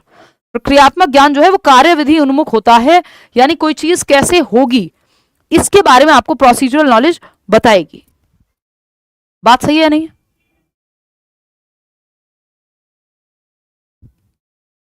Clear है इतनी बात? तो हम इसको एनालिटिकल, एनालिसिस में तो आप विश्लेषण करते हैं, चीजों को तोड़ के देखते हैं पार्ट्स में, डिक्लेरेटिव में तो आप सीधा डिफाइन कर देंगे, तो इसलिए एनालिटिकल के साथ हम यहां नहीं जा रहे हैं। इसमें थोड़ी बहुत सच्चाई हो सकती है क्योंकि हल्का फुल्का एनालिसिस आ सकता है, लेकिन प्रॉपर एनालिटिकल नहीं बोलते हम इसको। तो सेकंड ऑप्शन ही यहां सही है। फंस गए ना इतने आसान से सवाल में। क्वेश्चन नंबर 15 देखो, ये क्या कहता है, a teacher who consciously takes examples of scientist of all genders in her middle school classroom is trying to. यानी एक शिक्षिका जो अपने माध्यमिक स्कूल की कक्षा में सचेत रूप से सभी जेंडर के वैज्ञानिकों के उदाहरण लेती है, कोशिश कर रही है कि वो, मतलब साइंटिस्ट मेल भी हो सकते हैं फीमेल भी हो सकते हैं, है ना, या मैथमेटिशियंस मेल्स और फीमेल्स दोनों हो सकते हैं, एग्जाम्पल्स दोनों प्रयोग में ला रही है, चाहे एग्जाम्पल्स कम हो ज्यादा हो उसके कारण अलग अलग हो सकते हैं। इसका मतलब वो ट्राई कर रही है टू ब्रेक जेंडर स्टीरियोटाइप्स, कि किस पेशे को जेंडर से ना जोड़ा जाए, क्योंकि वो स्टीरियोटाइप बना है एक रीजन से, है ना, रूढ़िवादिता है उसमें कि चला आ रहा है इसलिए मान लिया गया है, उसमें कोई साइंटिफिक एविडेंस नहीं है। रीइंफोर्स नहीं कर रही, जेंडर डिस्क्रिमिनेशन को कम कर रही हैं, वो तो मजबूत नहीं कर रही, जेंडर आइडेंटिटी को एनेबल कर रही हैं। जेंडर आइडेंटिटी कि आप खुद को कैसे देखते हैं, किस रूप में देखते हैं, मेल फीमेल, बायोलॉजिकली डिफरेंट हो सकते हैं आप, कंस्ट्रक्ट जेंडर कॉन्स्टेंसी के जेंडर फिक्स होता है, ये सब भी बात नहीं हो रही है यहाँ पे। वो दोनों एग्जांपल्स ले रही हैं तो she is trying to break gender stereotypes को तोड़ने की कोशिश कर रही हैं वो। अगेन लेंदी सवाल, अजर्शन यानी अभिकथन, teachers should encourage children to focus on questions such as what is my learning goal and what do I need to do to get there. कि शिक्षकों को बच्चों को ऐसे सवाल, ऐसे प्रश्नों पे ध्यान केंद्रित करने के लिए प्रोत्साहित करना चाहिए। कैसे प्रश्न, कि भाई मेरा लर्निंग का गोल क्या है, मैं कितना स्कोर करना चाहता हूँ सीटेट में, मैं क्यों पढ़ रहा हूँ, मुझे क्या करना है, और वहां पहुंचने के लिए अगर 130 नंबर लाने हैं तो क्या करना होगा, रोज क्लासेस लेनी होंगी, खुद से प्रीवियस ईयर भी लगाने होंगे, या बैच लेना है तो बैच लेना होगा। तो इस तरह के सवाल जब आप खुद से पूछने के लिए प्रेरित करेंगे टीचर्स आपसे कि आपका गोल क्या है, आपको किस तरफ जाना है जीवन में, तो ये अच्छी बात है, करना चाहिए टीचर्स को। बच्चे की थिंकिंग प्रोसेस पे जोर डल रहा है। रीजन क्या है, बच्चा जितना सोचे उतना अच्छा है, ओवर थिंक नहीं बस। When students understand how to self assess their work performance they can use this understanding to help themselves learn and progress. इसका रीजन ये दिया है कि जब छात्र समझते हैं कि उनके काम के प्रदर्शन का आत्म मूल्यांकन कैसे किया जाए, तो वे इस समझ का उपयोग खुद से सीखने में करेंगे, अपनी प्रगति में करेंगे कि हाँ भाई मुझे किस तरफ जाना है, सेल्फ असेस कर रहे हैं, खुद का आकलन, और कहाँ पहुंचना है, कितने पानी में मैं हूं। ठीक, तो ये दोनों ही बातें सही है, both A and R correct, but A R सही एक्सप्लेनेशन भी 80% लोग फोर्थ ऑप्शन सही जवाब दे रहे हैं। आगे बढ़ेंगे क्वेश्चन नंबर 17 पे। In guided discovery approach of learning, अधिगम के निर्देशित खोज आधारित उपागम, यानी गाइडेड डिस्कवरी मतलब टीचर है जो हेल्प करेगा, बच्चे डिस्कवर करेंगे। इसकी बात ब्रूनर करते हैं, जो स्कैफोल्डिंग की भी बात करते हैं, तो टीचर यहां गाइड करेगा, स्कैफोल्ड करेगा। वाइगॉत्स्की यूज करते हैं स्कैफोल्डिंग एज अ कॉन्सेप्ट को अपनी थियरी में, बट बात जो की है इनिशियली स्कैफोल्डिंग की, मचान की, टेम्परेरी हेल्प की, वो ब्रूनर ने अपनी थियरी में की है, जिसमें ये 3 स्टेजेस भी बताते हैं कि आइकॉनिक स्टेज होती है, सिंबॉलिक स्टेज होती है, एनेक्टिव स्टेज होती है। उस पर चर्चा कभी और तसल्ली से करेंगे। अभी आप ये मान लीजिए वो भी कॉग्निटिव डेवलपमेंट की थियरी है, वो स्पाइरल करिकुलम की बात करते हैं, डिस्कवरी लर्निंग की बात करते हैं, कैसे बच्चा एक्टिवली नॉलेज को डिस्कवर करेगा। तो अधिगम के निर्देशित खोज आधारित गाइडेड डिस्कवरी में क्या है, टीचर हेल्प करेगा, क्यूज देगा, हिंट्स देगा, स्कैफोल्ड करेगा जहां जरूरत है बच्चे को, और बच्चा खुद से डिस्कवर कर रहा है। नो प्रायर प्लानिंग और प्रीवियस नॉलेज इज रिक्वायर्ड, नहीं भाई किसी भी चीज में प्रीवियस ईयर रिक्वायर्ड हो, प्रीवियस नॉलेज रिक्वायर्ड होती है, पूर्व ज्ञान आवश्यक होता है। ऐसा कोई काम नहीं है जहां पूर्व ज्ञान की कोई वैल्यू ही ना हो, है ना। वो काम कितना है वो एक अलग बात है, बट पूर्व ज्ञान इंपॉर्टेंट है। इसीलिए तो हम कहते हैं भाई जिनका एक्सपीरियंस है 10 साल का, ये एक्सपीरियंस को हम महत्वपूर्ण मानते हैं कई फील्ड में। क्यों? क्योंकि प्रीवियस नॉलेज इंपॉर्टेंट है। Opportunities are provided to learners to construct knowledge for themselves, शिक्षार्थियों को स्वयं के लिए ज्ञान की रचना के जहां अवसर मिलेंगे, बिल्कुल यहाँ पे बच्चे खुद से सेल्फ नॉलेज क्रिएट कर पाएंगे। गाइडेड डिस्कवरी में ये है, एक्सप्लोर करने का मौका मिलेगा बच्चे को, जहां बच्चा एक्टिव है पेडागोजी में, वो ऑप्शन अच्छा है। Teacher acts as a dictator, नहीं टीचर डिक्टेटर नहीं है, गाइड है वो तो। Learners are left on their own without any kind of intervention by teacher, teacher का कोई रोल ही नहीं है, बच्चों को अपने हाल पे छोड़ दिया है, नहीं। गाइडेड डिस्कवरी मतलब गाइड करेगा टीचर, जहां डिफिकल्टी आएगी वहां हेल्प करेगा, है ना। ब्रूनर ने इसके बारे में बात की है। इवन गाइडेड लर्निंग की बात आपके वाइगॉत्स्की भी इस बात को नकारेंगे नहीं, बट ये कॉन्सेप्ट जो दिया है ये ब्रूनर ने दिया है, ब्रूनर। ठीक है, क्लियर है। चलो आगे बढ़ते हैं, क्वेश्चन नंबर 18 देखते हैं। इन पे सवाल करेंगे आगे वाले, जब ये सीरीज कंटिन्यू होगी ब्रूनर के सवाल अलग से करेंगे, अभी इतना ऐसा नहीं करेंगे कि ये कमेंट्स रुक गए, मैं देख लेती हूँ, फटाफट से जवाब दो। आजकल अपने आप कमेंट बीच बीच में रुक जाते हैं। हाँ देखो एक बार, 18th क्वेश्चन है, which of the following strategies is not effective while developing conceptual understanding in children. निम्नलिखित में से कौन सी रणनीति बच्चों में वैचारिक समझ विकसित करने के समय प्रभावी नहीं है। यानी बच्चे की कॉन्सेप्चुअल अंडरस्टैंडिंग अगर आपको बढ़ानी है तो कौन सी बात कॉन्सेप्ट समझाने के लिए सही नहीं है। आम सवाल ये है। Presenting non examples to show what the concept is not. देखिए एग्जाम्पल और नॉन एग्जाम्पल दोनों जरूरी होते हैं। एग्जाम्पल वो होता है जो डायरेक्टली बताए उस चीज के बारे में कि ये पक्षी है, तोता यानी बर्ड है, एक पैरट, पिजन, फिर आप बताते हैं काओ, ये एक बर्ड नहीं है, दिस इज नॉन एग्जाम्पल, कि आपको क्लैरिटी आ जाए कि इसके बारे में नहीं है। तो एग्जाम्पल नॉन एग्जाम्पल दोनों हेल्पफुल होते हैं लर्निंग में, ये कहना गलत है कि नॉन एग्जाम्पल जरूरी नहीं है। Asking students to generate their own examples, हाँ ये सही है कि अपने एग्जाम्पल्स बच्चे जनरेट कर पाए, लेकिन हमसे नॉट पूछा है, ध्यान रखिएगा। Asking students to memorize presenting non examples to show what the concept is not. हाँ हाँ ये ठीक है, इसको गलत नहीं बताया, नॉन एग्जाम्पल को सही बताया है, मैंने ही गलत पढ़ लिया था। अवधारणा क्या नहीं है यार, नॉन एग्जाम्पल गैर उदाहरण बोलते हैं इसको, ये भी हेल्पफुल होते हैं ताकि पता लगे कि कॉन्सेप्ट से क्या अलग है, तो कॉन्सेप्ट की क्लैरिटी आती है नॉन एग्जाम्पल से। Asking students to memorize the definition, ये गलत है, ये इफेक्टिव तरीका नहीं है बच्चे की कॉन्सेप्ट की समझ को बनाने में, संप्रत्तियों की समझ के निर्माण में, कि बच्चे को बस याद करने को कह दो तो आपने डेफिनेशन तो याद कर ली होगी, कॉन्सेप्ट आपको पता नहीं होगा। डेफिनेशन पूछो, आप फटाफट रट्टा लगाया हुआ है आप बता देंगे, तो इससे कॉन्सेप्चुअल क्लैरिटी नहीं है, रोट लर्निंग है ये, रोट लर्निंग का उदाहरण है ये। और जो गलत था वही सही है क्योंकि पूछा ही गलत था, नॉट पूछा था। Presenting a wide range of examples in diverse context, ये तो अच्छी बात है, तो हमें गलत बात चाहिए थी थर्ड ऑप्शन जो कि सही है नॉट के हिसाब से। क्वेश्चन नंबर 19 देखिएगा, an active middle school classroom, यानी 6th to 8th क्लास की बात हो रही है, should be found on theoretical principles of. एक एक्टिव यानी सक्रिय क्लासरूम, एक सक्रिय माध्यमिक विद्यालय कक्षा किसके सैद्धांतिक सिद्धांतों पर स्थापित की जानी चाहिए, यानी बच्चे जहां एक्टिव हैं, एक्टिव क्लासरूम किस स्कूल ऑफ थॉट या साइकोलॉजी के बेसिस पे बनाया जाना चाहिए। बिल्कुल सही कह रहे हैं आप लोग, सेकंड ऑप्शन 75% लोग, सोशल कंस्ट्रक्टिविज्म। रचनावाद अकेले भी लिखा होता तो सही ही होता, सामाजिक रचनावाद, क्योंकि बच्चे सक्रिय हैं, ग्रुप में सीख रहे हैं, तो सोशल कंस्ट्रक्टिविज्म यानी वाइगॉत्स्की की बात हो रही है। अगर रेडिकल कंस्ट्रक्टिविज्म होता है या सिर्फ रचनावाद होता तो रचनावाद में पियाजे और वाइगॉत्स्की दोनों आ जाते हैं। पियाजे रेडिकल यानी उग्र रचनावादी हैं जो बच्चे की एक्टिविटी पे ज्यादा जोर देते हैं। सोशल कंस्ट्रक्टिविस्ट यानी सामाजिक रचनावादी वाइगॉत्स्की हैं जो ग्रुप एक्टिविटीज पे या समाज के साथ सीखने पे ज्यादा जोर देते हैं, बट बच्चों को दोनों एक्टिव रखने पे जोर देते हैं। रचनावाद में बच्चा एक्टिव ही रहता है। मनोगत्यात्मकवाद को एजुकेशन में बहुत ज्यादा इस्तेमाल में नहीं लाया जाता है, ये फ्रॉइड का है और आपके सिलेबस में इसका कोई लेना देना है भी नहीं। साइको एनालिसिस भी इसी को बोलते हैं, फ्रॉइड वाले स्कूल ऑफ थॉट को, इसको साइकोसेक्सुअल थियरी भी बोलते हैं। बिहेवियरिज्म से हम बचते हैं क्योंकि ये भर भर के रिवॉर्ड पनिशमेंट की बात करता है और हम बच्चे को एक्टिव रखने की बात करते हैं। रिवॉर्ड पनिशमेंट रोट लर्निंग की तरफ ले जाता है, ना कि सक्रियता या एक्टिव होने पे, ये पैसिव बना देता है बच्चे को, तो इसको हम मॉडर्न डे में अच्छा नहीं मानते हैं। ठीक है, तो ये भी हट गया, ये भी हट गया, बस सोशल कंस्ट्रक्टिविज्म ही बचा ऑप्शन में। आगे बढ़ेंगे, क्वेश्चन नंबर 20 देखिएगा, ये क्या कहता है भाई, एम्पैथी के बारे में पूछा है। क्वेश्चन नंबर 20 कहता है, असर्शन है empathy depends on the ability to understand that others have feelings and to gauge their feelings. अभिकथन क्या है, समानुभूति यह समझने की योग्यता पर निर्भर करती है कि दूसरों की भावनाएं हैं और उनकी भावनाओं के अनुमान लगाने में भी मदद करती है। यानी एम्पैथी का मतलब क्या है कि जैसे आपके अंदर फीलिंग्स हैं वैसे ही दूसरे ह्यूमन बींग्स के अंदर भी फीलिंग्स हैं और उनकी फीलिंग्स, उनके मूड्स को समझने में एम्पैथी हेल्प करती है, क्योंकि आप खुद को उनके शूज में रख के देखते हैं, उनके जगह पे रख के देखते हैं। दिस इज एम्पैथी, समानुभूति है ना, कि आप खुद को दूसरे की सिचुएशन में रख के देख रहे हैं। सिंपैथी होती है बस आप दूर दूर से कुछ हद तक पिटी या दया का भाव है आपके अंदर, थोड़ा सौरो है कि हाँ बड़ा बुरा हुआ है यार बेचारे के साथ।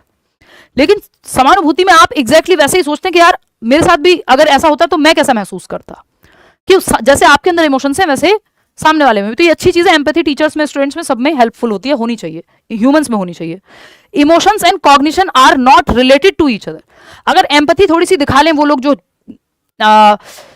फेक पनीर और फेक दूध बेचते हैं या कितनी सारी केमिकल भर भर के जो है खाने की चीजें बेचते हैं, कि वही खाना अगर उनको भी खिलाया जाए उतना ही नुकसान उनके बच्चों का भी होगा जैसे वो किसी और के लिए ट्रांसपोर्ट कर रहे हैं उस सामान को जो कि खराब है, स्पेशली खाने के मामले में।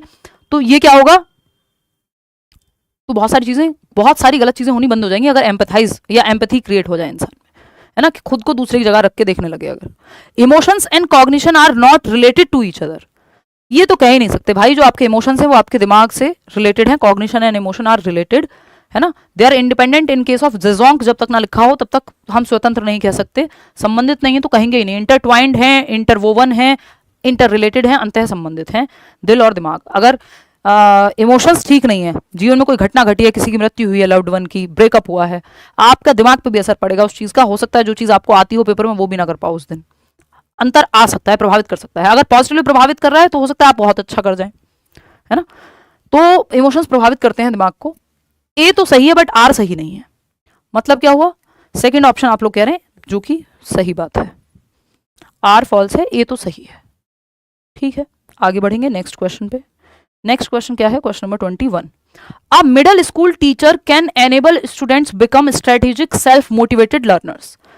एक मिडिल स्कूल टीचर है, यानी 6 to 8 क्लास की टीचर है, एनेबल कर सकती हैं, हेल्प कर सकती हैं स्टूडेंट्स को to become strategic self motivated learners, कि खुद से बच्चे मोटिवेटेड रहे कि भाई एग्जाम तुम्हारा है, पेपर तुम्हारा है, पढ़ लो भाई, जीवन दोबारा नहीं मिलेगा, है ना, और मौका भी दोबारा नहीं मिलेगा नौकरी का। तो ये क्या है, एक माध्यमिक स्कूल शिक्षक छात्रों को रणनीतिक स्वप्रेरित शिक्षार्थी बनने में किस प्रकार सक्षम बना सकते हैं। तो बहुत तरीके हैं, आपसे पूछा है कौन सा तरीका सही है। तरीके तो बहुत सारे, तरीका तो ये भी है कि पढ़ लो नहीं तो रिक्शा चलाओगे, बट ये कोई बहुत अच्छा तरीका नहीं है। हालांकि फियर से बहुत लोग काम कर जाते हैं, लेकिन that is not the right way for a teacher, at least teacher के लिए सही तरीका नहीं है, उसमें चाहे कितना भी सच हो। Providing varied forms of reinforcement for every task completed, हर बार जो भी आपने कार्य पूरा किया है उस पर पुनर्बलन, गुड, वेरी गुड, शाबाश कहना। तो सेल्फ मोटिवेशन नहीं है, तो बाहर से आपको कोई मोटिवेट करता रहेगा, कहता रहेगा, तब तक आप काम करेंगे। सेल्फ मोटिवेशन है कि बाहर से जरूरत ना पड़े, रीइंफोर्समेंट बाहर से मिलता है। Dictating well prepared answers two questions in the text book, ये रट्टाफिकेशन है, इससे कोई मोटिवेशन, सेल्फ मोटिवेशन नहीं है। Stressing upon objective type testing, ये भी, इसमें भी कोई सेल्फ मोटिवेशन का नामो निशान नहीं है। Encouraging students to develop their metacognitive knowledge and skills, कि बच्चों में उनकी थिंकिंग प्रक्रिया को, उनकी सोच को जगा दो कि वो गलतफहमी में ना जी रहे हो। अधिसंज्ञानात्मक ज्ञान, यानी वो रिफ्लेक्ट करें, रिव्यू करें अपने एक्शंस को, प्लान करें। थिंकिंग अबाउट थिंकिंग, कि भाई मैं पढ़ता नहीं हूं तो क्यों नहीं पढ़ता हूं, और नहीं पढ़ूंगा तो क्या होगा, क्या ये मेरे लिए जरूरी है, क्यों जरूरी है। अगर जरूरी है तो मुझे ठीक से करना होगा, प्लान करना होगा, रिव्यू करना होगा, रिफ्लेक्ट करना होगा, खुद से देखना होगा कि मैं सही दिशा में जा रहा हूं या नहीं जा रहा हूं।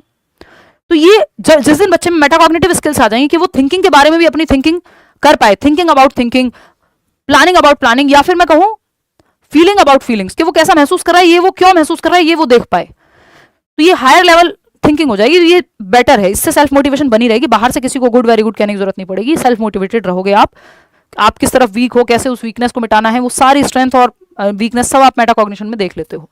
विच of the following exemplifies intrinsic motivation, metacognition को एक दिन बहुत तसल्ली से समझेंगे, मुझे पता है कुछ लोगों को बीच में दिक्कत आती है ना। तो निम्नलिखित में से कौन सा आंतरिक अभिप्रेरणा का उदाहरण है। एक इंट्रिंसिक मोटिवेशन है, दूसरी एक्सट्रिंसिक मोटिवेशन है। इंटरनल जिसका रीजन अंदर है, एक्सटर्नल जिसका रीजन बाहर है। तो इंटरनल का उदाहरण ढूंढना हो तो सीधा तरीका है, जिसका रीजन बाहर ना हो वो इंटरनल है। जिसका रीजन बाहर दुनिया में नहीं मिलेगा, आपको अपने अंदर मिलेगा, इसका मतलब आप इंटरनली मोटिवेटेड हैं, जैसे मैं और आप अभी जुड़े हुए हैं।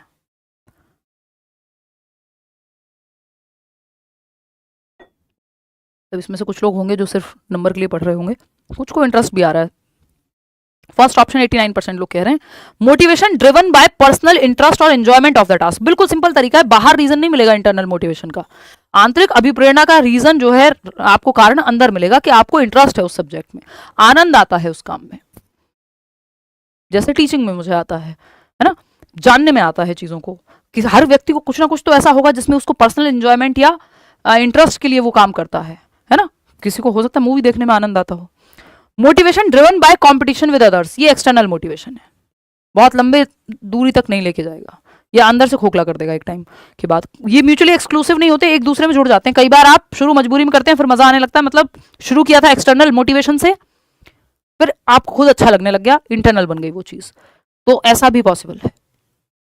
Motivation driven by gaining the appreciation of others, ये एक्सटर्नल मोटिवेशन, रीजन बाहर है इसमें।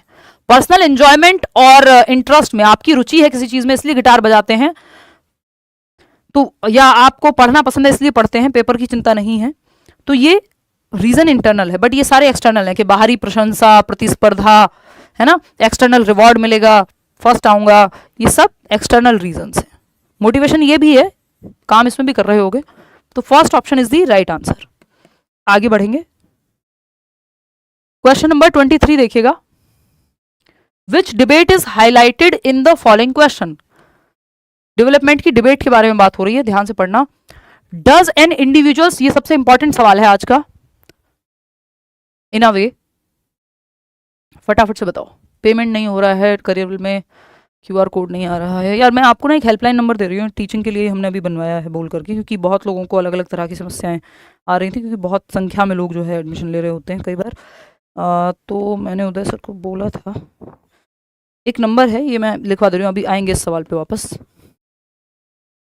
ये टीचिंग की हेल्पलाइन है करियर पे, 9319 285149। ठीक है, करियर विल टीचिंग। तो आपका कोई भी डाउट है, आपको दिक्कत आ रही है एडमिशन लेने में, कोई और समस्या है ना, तो ये आप कॉल कर सकते हैं करियर विल हेल्पलाइन पे टीचिंग एग्जाम्स के लिए। UP TET, C TET, pedagogy special, BPSC, Jharkhand TET, in 4-5 batches में एडमिशन ओपन है, आप एनरोल भी करा सकते हैं और कोई डाउट हो तो इस नंबर पे पूछ सकते हैं। चलिए आगे बढ़ेंगे। देखिए question, does an individual's biologically determined sex bring with it all the characteristics that define one's socially constructed gender. भाई हमें ये पता है कि जो बायोलॉजिकल कंस्ट्रक्ट है सेक्स, कि आपकी जैविक संरचना कैसी है, शारीरिक संरचना कैसी है, बनावट कैसी है, वो सेक्स है। आप महसूस कैसे करते हैं अपने अंदर और समाज से आपने क्या सीखा है कि लड़के कैसे रहते हैं, लड़कियां कैसे रहती हैं, वो जेंडर है, जेंडर रोल्स हैं। क्या किसी व्यक्ति का जैविक रूप से निर्धारित जेंडर, ये जैविक रूप से निर्धारित सेक्स यहां पे लिखा होना चाहिए था। सेक्स अपने साथ वे सभी विशेषताएं लाता है जो किसी के सामाजिक रूप से निर्मित जेंडर को परिभाषित करती हैं। यानी क्या बायोलॉजिकली ये चीज सुनिश्चित होती है कि जैसे आप सोशली बिहेव कर रहे हैं कि लड़कियां साड़ी पहनेंगी, ये बायोलॉजी में लिखा हुआ है? नहीं भाई, इंडिया में पहन रही हैं, अमेरिका में कुछ और पहन रही होंगी, यूरोप में कुछ और चल रहा होगा ड्रेसिंग स्टाइल। तो ये बायोलॉजिकली आप कैसे बने हैं, ये थोड़ी तय होता है सेक्स से, कि आपकी बायोलॉजिकल संरचना जो है सेक्स से ये निर्धारित थोड़ी होता है कि जेंडर जो कि सोशली कंस्ट्रक्टेड है, सामाजिक निर्माण है, सामाजिक कंस्ट्रक्ट है, संरचना है, जिसको हम जेंडर कह रहे हैं कि लड़कियां, फिर उसमें स्टीरियोटाइपिंग आ जाती है। तो ऐसा नहीं है कि जो बायोलॉजिकली डिटरमिन्ड सेक्स है वो ब्रिंग, मतलब जन्म के साथ आपकी बायोलॉजिकल डिटर्मिनेशन, आपके डिटर्मिनेशन के साथ, आपकी जैविक संरचना के साथ ये बात तय नहीं हो रही है कि सोशली आप जेंडर को कैसे देखेंगे। जेंडर अपने आप में डायनामिक है। तो ये जो डिबेट है कि does an individual's biological determined sex bring with it all the characteristics that define one's socially constructed gender, क्या सारे कैरेक्टरिस्टिक्स सिर्फ बायोलॉजी से आ जा रहे हैं या फिर समाज हमारे अंदर भर रहा है? ये डिबेट है, इसमें बहुत और जो अभी खैर पहले ऑप्शंस डिस्कस कर लेते हैं। कॉन्टिन्यूअस और डिसकॉन्टिन्यूअस व्यू ऑफ डेवलपमेंट, नहीं। कॉन्टिन्यूअस और डिसकॉन्टिन्यूअस वाले कहेंगे, डिसकॉन्टिन्यूअस वाले प्याजे कहेंगे स्टेजेस में होता है, कॉन्टिन्यूअस वाले जैसे वाइगॉट्स की कहेंगे नहीं भाई कॉन्टिन्यूअस है। तो ये तो अलग डिबेट हो गई। स्टेबल और अनस्टेबल व्यू ऑफ डेवलपमेंट है ये, यानी कि विकास जो है वो स्थिर है या फिर अस्थिर है, ये डिबेट के बारे में है ये सवाल। एंटिटी या इंक्रीमेंटल व्यू ऑफ एबिलिटी है, क्षमता जो है फिक्स होती है या इंक्रीमेंटल होती है, उसके बारे में तो बात ही नहीं हो रही। बुद्धि के बारे में, इंटेलिजेंस के बारे में, ये सब डिबेट्स ऑफ डेवलपमेंट हैं। अगर आप भूल गए हो तो बता दूं, ठीक है, ये सब डिबेट्स ऑफ डेवलपमेंट हैं। Nature nurture influence on development, हाँ ये बात सही है कि नेचर का और नर्चर का क्या इन्फ्लुएंस है डेवलपमेंट पे, ये आप कह सकते हैं इसके माध्यम से कि but as far as I know, तो ये does an individual's biological determined sex bring with it all the characteristics that define one socially constructed. हाँ नेचर नर्चर डिबेट है, और नेचर नर्चर डिबेट से एक और जुड़ी हुई डिबेट है जिसको स्टेबल और अनस्टेबल व्यू ऑफ डेवलपमेंट कहते हैं, कि क्या ये फिक्स है या फिर चेंजेबल है। ये स्टेबल वाले लोग मानते हैं कि हेरिडिटी, और अनस्टेबल वाले मानते हैं यानी चेंज कर सकते हो नर्चर। तो ये दोनों आपस में जुड़े हुए हैं। अभी के लिए आप इसका जो जवाब है वो नेचर वर्सेस नर्चर लगा लीजिए, इसको मैं नेक्स्ट क्लास में डिस्कस करूंगी। मेरे ख्याल में इसका आंसर स्टेबल और अनस्टेबल व्यू होना चाहिए, क्योंकि ये बहुत पर्टिकुलर है कि स्टेबल है जो स्टेबल क्या है, इसमें फिक्स है जो आपका सेक्स है बायोलॉजिकली, अनस्टेबल क्या है, जेंडर में कुछ चीजें हो सकती हैं फिक्स हो, कुछ चीजें अनस्टेबल हो। तो थर्ड ऑप्शन, इसमें सेकेंड ऑप्शन आप मार्क कर लेना, है ना। ये पूछा हुआ है, इसी साल का सवाल है, तो एक बार मैं ऑफिशियल आंसर की इसकी चेक कर लूंगी। मेरे हिसाब से इसमें सेकंड के साथ जाना चाहिए। ओवरऑल इसमें नेचर नर्चर ही है, ये स्टेबल और अनस्टेबल व्यू जो है नेचर नर्चर से ही इंस्पायर्ड है, लेकिन वो ऑफिशियली उन्होंने किस तरह से देखा है एक बार उस पर मैं चर्चा करके आपको कमेंट में पिन कर दूंगी, या अगली क्लास जब होगी तो मैं एक बार उसका ऑफिशियल डिस्कशन आपसे कर लूंगी। इसका सिंपल मतलब यही है कि कुछ चीज़ें स्टेबल होती हैं, ज़्यादातर लोग ये मानते हैं साइकोलॉजिस्ट, और कुछ चीज़ें हम अनस्टेबल होती हैं, उनको चेंज ला सकते हैं। तो जेंडर में भी वैसा ही है, वो सोसाइटी से ही प्रभावित है, चेंजेस संभव है। नेचर नर्चर के अंदर तो ये अपने आप ही आ जाता है, बट इसका टू बी प्रिसाइज या एग्जैक्ट आंसर जो है सेकंड होना चाहिए इन माय ओपिनियन। फिर भी मैं एक बार चेक कर लूंगी। तो नेक्स्ट क्लास में हम सबसे पहला क्वेश्चन यही डिस्कस कर लेंगे कि ऑफिशियली उन्होंने क्या माना है। क्वेश्चन नंबर 24 देखिएगा, a major developmental task during dash is the search for identity personal sexual and occupation. Major developmental task during dash stage is the search for identity, personal identity, sexual identity, occupational identity, basically identity crisis का काल कौन सा है? Adolescence. कि मैं काम क्या करूंगा, तो वोकेशनल एंजाइटी भी है, मैं एज अ पर्सन कौन हूं, सेक्सुअली ओरिएंटेशन क्या है, मैं खुद को कैसे देखता हूं, है ना, ये सब एडोलेसेंस का आइडेंटिटी क्राइसिस है। इसलिए इस सीरीज में जो भी इंपॉर्टेंट सवाल है, चाहे वो प्रीवियस ईयर का हो, चाहे वो नया हो, सब हो जाएगा, उसकी चिंता करनी ही नहीं है। क्वेश्चन नंबर 25, असर्शन क्या है? Children learn values and norms of the society in overt as well as covert ways. बच्चे समाज के मूल्यों और मानदंडों को प्रत्यक्ष और अप्रत्यक्ष तरीकों से सीखते हैं। ओवर्ट मतलब जो ओवर्टली बता दिए जाते हैं, क्लियरली भाई नमस्ते करो बड़ों को, और कोवर्ट क्या है? आपने देखा अपने बड़ों को नमस्ते करते हुए, या कुछ चीजें इनडायरेक्टली आपने सीख ली जो कही नहीं गई बट आपने सीख ली जस्ट सराउंडिंग से। तो ये क्या है? सामाजिकरण हो रहा है, कुछ चीजें कह के और कुछ इनडायरेक्टली। ठीक है, रीजन क्या है? ऐसे ही होता है कोवर्ट और overt. Socialisation is the simple process of passing on customs and rituals of the society. सामाजिकरण की जो प्रक्रिया है सिंपल प्रोसेस है, जिसके थ्रू आप समाज के रीति रिवाज अगली पीढ़ी को सौंपते हैं या उनको सिखाते हैं। देखिए, प्रक्रियाएं कभी भी सरल नहीं होती, चाहे वो प्रेम की हो, ब्रेकअप की हो, सोशलाइजेशन की हो, डेवलपमेंट की हो, लर्निंग की हो। अगर कोई भी चीज प्रोसेस है तो वो इजी नहीं होगी, वो कॉम्प्लेक्स होगी, सिंपल नहीं होगी, ध्यान रखिएगा, है ना। जीवन में भी काम आएगा आपको, चाहे वो एग्जाम की तैयारी की ही प्रोसेस क्यों ना हो। सिंपल कुछ नहीं होता, प्रोसेस कॉम्प्लेक्स होती है, आगे पीछे जटिलताएं होती हैं, उतार चढ़ाव आते हैं प्रोसेस में। स्ट्रेट लाइन थोड़ी होती है प्रोसेस, सिंपल नहीं हो सकती प्रोसेस। तो ये रीजन तो अपने आप ही हट गया। तो इसका जो फोर्थ ऑप्शन आप लोग देने में लगे हुए हैं, ये गलत जवाब है, क्योंकि ये सोशलाइजेशन के बारे में तो है, बट ये बात ही गलत है कि सिंपल प्रोसेस है सोशलाइजेशन, जीवन पर्यंत चलती है भाई, कॉम्प्लेक्स प्रोसेस है। बहुत सारी चीजें आप ओवर्टली सीखते हैं, कोवर्टली सीखते हैं, कुछ चीजों को आप चैलेंज करते हैं, कुछ चीजें बदल जानी चाहिए समय के साथ। समझ रहे हो बात को? तो A is true but R is false. क्या समझे विनोद? बताओ फटाफट। Second option should be the right answer. A सही है, आर गलत है। आप क्या कह रहे हैं कि नहीं दोनों सही हैं, दोनों का आंसर भी सही है? रट्टा लगाना भूल जाओ सरकार।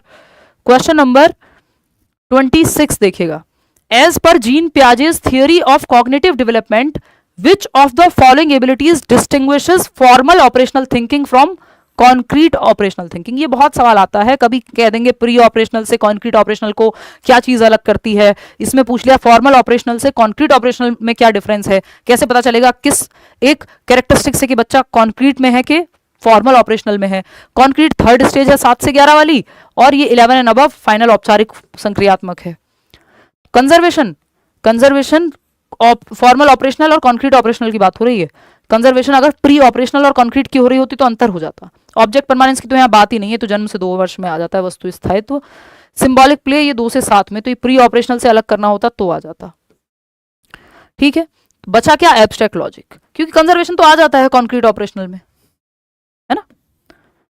ये कंजर्वेशन पूछे तो प्री ऑपरेशनल से अलग करता है, ये प्री ऑपरेशनल को सेंसरी मोटर से अलग करता है, ये प्री ऑपरेशनल को कॉन्क्रीट ऑपरेशनल से अलग करता है। लेकिन अमूर्त तर्क जो है वो कॉन्क्रीट को फॉर्मल ऑपरेशनल से अलग करता है, क्योंकि कॉन्क्रीट और फॉर्मल में ये अंतर है कि कॉन्क्रीट ऑपरेशनल में मूर्त संक्रियात्मक में अमूर्त चिंतन नहीं आया, क्योंकि वो तो कॉन्क्रीट है, मूर्त है।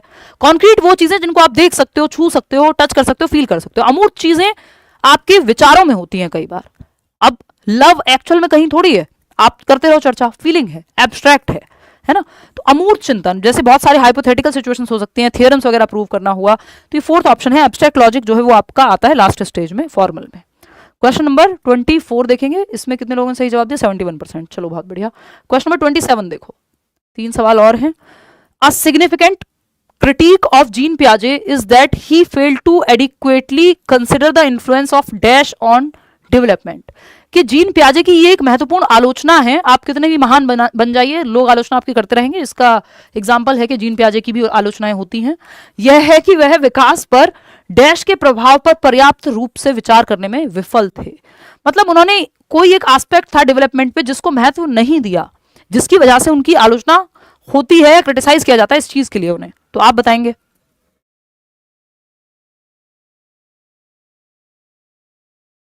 A option, culture, exactly. क्योंकि आपको पता है वो 4 फैक्टर्स में मैचुरेशन, एक्सपीरियंस या एक्टिविटी, सोशल एक्सपीरियंस और इक्विलिब्रेशन, ये चारों आते हैं। तो सोशल एक्सपीरियंस तो उन्होंने कहा है, लेकिन कल्चर की बात उन्होंने नहीं कही और सोसाइटी को भी उतना महत्व नहीं दिया जितना वाइगॉत्स्की ने दिया है।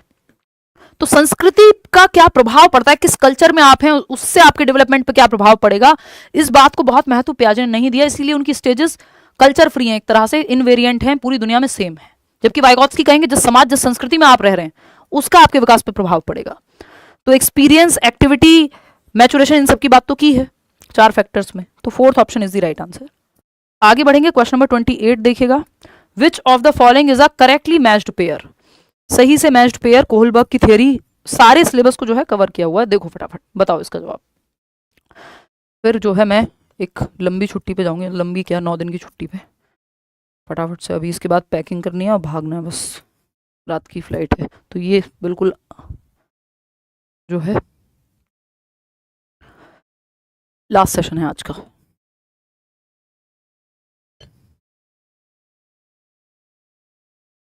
गुड मॉर्निंग मैम, बहुत बढ़िया, गुड मॉर्निंग जी। क्वेश्चन नंबर 28, चलिए देख लेते हैं। Question number 28, which of the following is a correctly matched pair?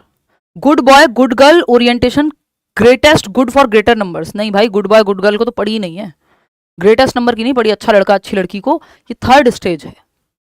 तो यहां तो के कोई बात नहीं, दुनिया में लोग मतलब दुनिया में कुछ भी होता रहे, आप कुप्रथाएं भी चलाते रहोगे, दहेज भी चल रहा है तो चले, क्योंकि आपके माँ बाप तो कहेंगे हमारे यहाँ तो ऐसे ही होता है बेटा, तुम तो गुड बॉय तभी कहलाओगे जब बात मानोगे। तो अब ये ग्रेटर गुड के लिए सही नहीं है, लेकिन आप लगे पड़े हैं गलत काम को भी सही करने में। क्यों? क्योंकि आपको तो प्रेज चाहिए, प्रशंसा चाहिए। तो ये एक्सप्लेनेशन गलत है, ये 5th स्टेज का एक्सप्लेनेशन है 3rd स्टेज पे।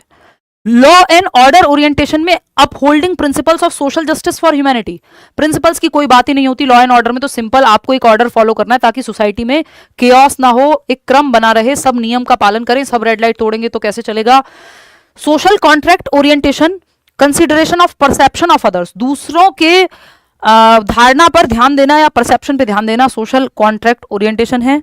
पनिशमेंट एंड ओबीडियंस क्या कह रहा है भाई? Avoidance of bad consequences. यही सबसे सच्ची बात है यहाँ पे जो सही कही गई है, क्योंकि सोशल कॉन्ट्रैक्ट ओरिएंटेशन में consideration of perception of others नहीं, अगर बड़े ग्रेटर गुड का, यानी ये जो पहले वाली एक्सप्लेनेशन है ये इसकी है 3rd की, है ना। ये अच्छा सवाल बनाया उन्होंने। तो punishment and obedience orientation, avoidance of bad consequences, क्योंकि ये पहली ही स्टेज है कोहलबर्ग की मॉरल डेवलपमेंट में, प्री कन्वेंशनल मॉरलिटी। खुद की मॉरलिटी 0 होती है इस स्टेज में। जिस चीज से पनिशमेंट मिल रही है वो चीज खराब है, जिस चीज से पनिशमेंट नहीं मिले उसकी आज्ञा पालन करो। तो यहां पे बुरे परिणामों से बचाव मेन मुद्दा है, सही वो है जिससे डांट ना पड़े, है ना। जैसे माँ बाप की आज्ञा का पालन फाइनल है ना। अगर आपके भाई या बहन से कोई ग्लास टूटा है और 3 साल के बच्चे हैं दोनों, या 4 साल के बच्चे हैं फॉर दैट मैटर, है ना, 5 साल के भी हम मान लेते हैं, ग्लास टूट गया और आपको पता है कि अगर ग्लास टूटता है तो मम्मी जो है डांटती हैं, पिछली बार डांट पड़ी थी, तो आपसे ग्लास टूटा, आपको डांट पड़ी थी, आपको पता है डांट पड़ेगी अगर ग्लास टूटेगा, तो आज्ञा का पालन करना है, ग्लास नहीं तोड़ना है या चुपचाप से ध्यान में रखना है। आपकी बहन से गलती से ग्लास टूट गया, आपने जान के तोड़ा था, अब आप कहोगे कि सजा तो बराबर मिलनी चाहिए, बैड कॉन्सिक्वेंस तो मिलेगा, इंटेंशन क्या था उससे फर्क नहीं पड़ता। तो यहां इंटेंट का फर्क नहीं पड़ता भाई, कानून भी आपको एक बार को थोड़ी फ्लेक्सिबिलिटी दे देता है ना, कि अगर आपका इंटेंट सेल्फ डिफेंस में, अगर किसी का जीवन भी चला गया आपसे तो वो सेल्फ डिफेंस में है ना, अपनी जान बचाने के लिए गया है, तो वो इंटेंट देखता है। बट यहां पे इंटेंट नहीं देखा जाता, ये पहली ही स्टेज है। बच्चे को कॉन्सिक्वेंस, जिस चीज का बैड कॉन्सिक्वेंस है वो चीज गलत है, मॉरलिटी उसके लिए, मॉरलिटी में सही वो है जिससे डांट ना पड़े, गलत वो है जिससे डांट पड़े। तो इसका एक्सप्लेनेशन सही है 4th ऑप्शन, पहली स्टेज है। आगे बढ़ेंगे, क्वेश्चन नंबर 29 देखिएगा और बताइएगा, जवाब दीजिएगा। सेकंड लास्ट सवाल है ये आज का, फटाफट से जवाब देंगे आप। लेंदी जो है अब सवाल पहले से हो गए हैं, इसलिए समय ज़्यादा लगता है 30 क्वेश्चंस को करने में। ये बुक मैं सही कर दूं, नहीं तो मेरे लंदन से वापस आने तक ये ऐसे ही गलत रखी रहेगी। चलो भाई डन, OCD कहेंगे, मजाक है वैसे ये। देखिएगा question number 20, this time I missed by 2 numbers, कोई बात नहीं, इस बार मेहनत कर लो यार। जीन पियाजे एंड लेव वाइगॉत्स्की जो हो गया उस पर क्या रोना, जीन पियाजे उससे सीख लो बस। जीन पियाजे and Lev Vygotsky are similar in their belief that, पियाजे और वाइगॉत्स्की दोनों रचनावादी हैं, है ना। वाइगॉत्स्की सोशल कंस्ट्रक्टिविस्ट हैं, पियाजे आपके रेडिकल कंस्ट्रक्टिविस्ट हैं। तो दोनों की मान्यता समान है, कहाँ, किस बात को लेके, बच्चे के एक्टिव रहने को लेके, मीनिंग मेकिंग को लेके, अर्थ निर्माण को लेके, बच्चे ज्ञान का सृजन, एक्टिवली नॉलेज को कंस्ट्रक्ट करते हैं, ये बात दोनों मानते हैं। ठीक है, तो लैंग्वेज इन्फ्लुएंसेस नहीं, लैंग्वेज और थॉट में तो अलग है वो। पियाजे कहते हैं कि थॉट से लैंग्वेज आती है, वाइगॉत्स्की कहते हैं पहले दोनों सेपरेट होते हैं बाद में मर्ज हो जाते हैं। तो लैंग्वेज थॉट पे दोनों के विचार सेम नहीं है, अलग हैं। Culture has a profound effect on the learning, culture की ज्यादा बात वाइगॉत्स्की करते हैं, तो सेम नहीं है कल्चर पे विचार दोनों के। Development of children takes place in stage like progression, इस पे तो अलग सोचते हैं ये लोग के विकास को चरणों में बांटा है पियाजे ने, तो वो डिसकंटिन्यूअस कहते हैं, तो इसमें सेम थोड़ी है। और वाइगॉत्स्की स्टेज की बात नहीं करते, वो कह रहे हैं विकास सतत है, कॉन्टिन्यूअस है। ठीक है ना। तो children are involve in the process of meaning making, यानी बच्चों को एक्टिव सक्रिय रखने की बात, रियल लाइफ से जोड़ने की बात, ज्ञान के सृजन की बात, दोनों रचनावादी हैं तो रचना करने की बात, अर्थ निर्माण की बात दोनों करेंगे। ये सिमिलैरिटी है दोनों में, है ना, बाकी सब अंतर हैं। ठीक है, 49% लोग ही सही जवाब दे पा रहे हैं, इसमें भी इतने कंफ्यूज हो बताओ। क्वेश्चन नंबर 30 देखिएगा, ये आखिरी सवाल है। अभी पियाजे के क्वेश्चंस कराए थे कुछ दिन पहले, वो देख लेना अभी रिसेंटली। लेव वाइगॉत्स्की प्रपोज्ड दैट, वाइगॉत्स्की ने क्या प्रस्ताव दिया है, ये सवाल है आज का आखिरी सवाल।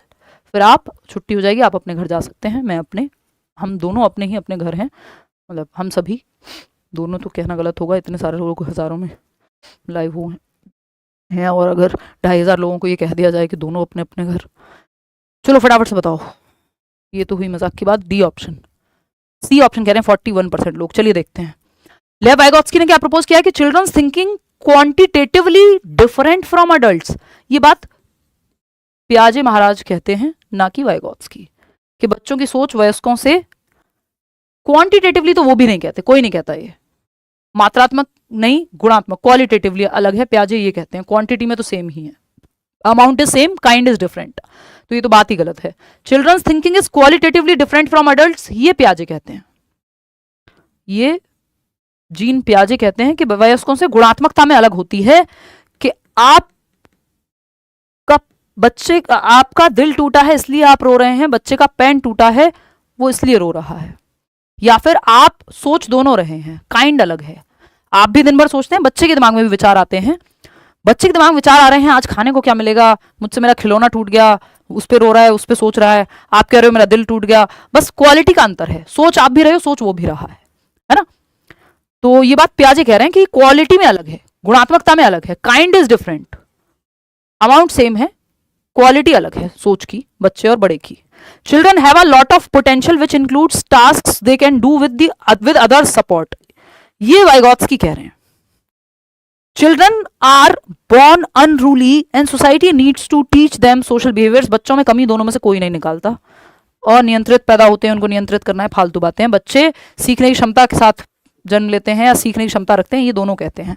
Children have a lot of potential, बच्चों में बहुत क्षमता होती है, पोटेंशियल होता है ना, संभावनाएं होती हैं, जो जिन्हें दूसरों के सहयोग से बाहर लाया जा सकता है, इसीलिए आप कोचिंग लेते हैं, क्योंकि मोर नॉलेजेबल अदर, ये MKO जो लिखा है इसकी बात वाइगॉत्स्की करते हैं, कि जो व्यक्ति आपसे ज्यादा जानता है, चाहे वो किताब हो, कोई टीचर हो, कोई दोस्त हो आपका, आपसे छोटा भाई बहन भी हो सकता है, एज मैटर नहीं करती वाइगॉत्स्की के लिए, आप में से कई लोग मेरे से एज में बड़े होंगे, है ना, वो मैटर नहीं करता इनके लिए, जो आपसे उस क्षेत्र में ज्यादा जानता है, जरूरी नहीं है कि मैं आपसे मैथ्स में ज्यादा जानती हूँ, ठीक, जिसका उस चीज में एक्सपीरियंस है वो आपको सिखा सकता है, जिसको साइकिल चलानी आती है वही तो साइकिल चलाना सिखाएगा, है ना। तो ये एक बेसिक बात है, थर्ड जो ऑप्शन है यहाँ पे वो सही है। आउट ऑफ 30 क्वेश्चंस कितने ठीक किए वो आप कमेंट्स में बताएंगे, कहीं भी डाउट हो। एक क्वेश्चन है वो अनस्टेबल और स्टेबल वाला, वो मैं अपनी नज़र में ठीक हूँ उसके एक्सप्लेनेशन में, और जो आपको मैंने बताया है, फिर भी मैं ऑफिशियली एक बार चेक कर लूँगी, क्योंकि उस तरह की सिचुएशन में ऑफिशियल के साथ ही जाना चाहिए। लाइक शेयर सब्सक्राइब आप कर लीजिएगा, बैच में एनरोल कर लीजिएगा, इतने बाकी टीचर्स आपके साथ पढ़िए, और इसका जो PDF है आपको वो टेलीग्राम चैनल पे मिल जाएगा। सिर्फ डिटेल में पेडागोजी पढ़नी हो तो पेडागोजी स्पेशल ज्वाइन कर लीजिएगा, लेकिन सीटेट के लिए मत कीजिएगा, क्योंकि सीटेट के लेवल से बहुत ज़्यादा पेडागोजी बैच में पढ़ाई जाती है बाकी एग्जाम्स के लिए। ये PDFs और बाकी की PDFs आपको टेलीग्राम चैनल पे कल मिल जाएंगी। और इसके अलावा आप आउट ऑफ 30 कितने नंबर लेकर के आए वो बताएंगे। और अब हम मिलेंगे 8 जून को, है ना। नेक्स्ट क्लास जो होगी आपकी वो शायद मैंने बताई भी है, बैचेस में भी आज बताया ही है, लिखा होगा कहीं तो। हटा दिया था, अच्छा कोई बात नहीं। तो बैच में एनरोल करने के लिए आप करियर लैब डाउनलोड करेंगे और टीचिंग एग्जाम्स में जाएंगे। सीटेट का बैच हो चाहे। नेक्स्ट क्लास आपकी 8 जून को होगी, मंडे, यही यूट्यूब वाली 9 बजे। बाकी बैचेस में जो क्लास है उसका टाइम बता भी दिया है, कुछ एडवांस में भी वीडियोस मैंने डलवा दिए हैं, वो सब मैं पढ़ाऊंगी भी लाइव आके। बट ये है कि वो कुछ टॉपिक्स ऐसे हैं जो या तो सिलेबस में नहीं है तो आपको पढ़ लेने चाहिए, जैसे यूपी टेट में है, या एक्स्ट्रा में जिनके पास समय है रिवीजन तो आप करेंगे, तो आपके पास उतने दिन पढ़ने के लिए हो। बाकी टीचर्स तो लाइव पढ़ाएंगे। Happy journey ma'am, thank you so much ji, see you. और जल्दी मिलते हैं। अब मैं खाना खाती हूँ, हेड वॉश करती हूँ, पैकिंग करती हूँ और भाग जाती हूँ, नहीं तो मेरी फ़्लाइट जो है छूट जाएगी। चलिए टेक केयर, मतलब नहीं छूटेगी।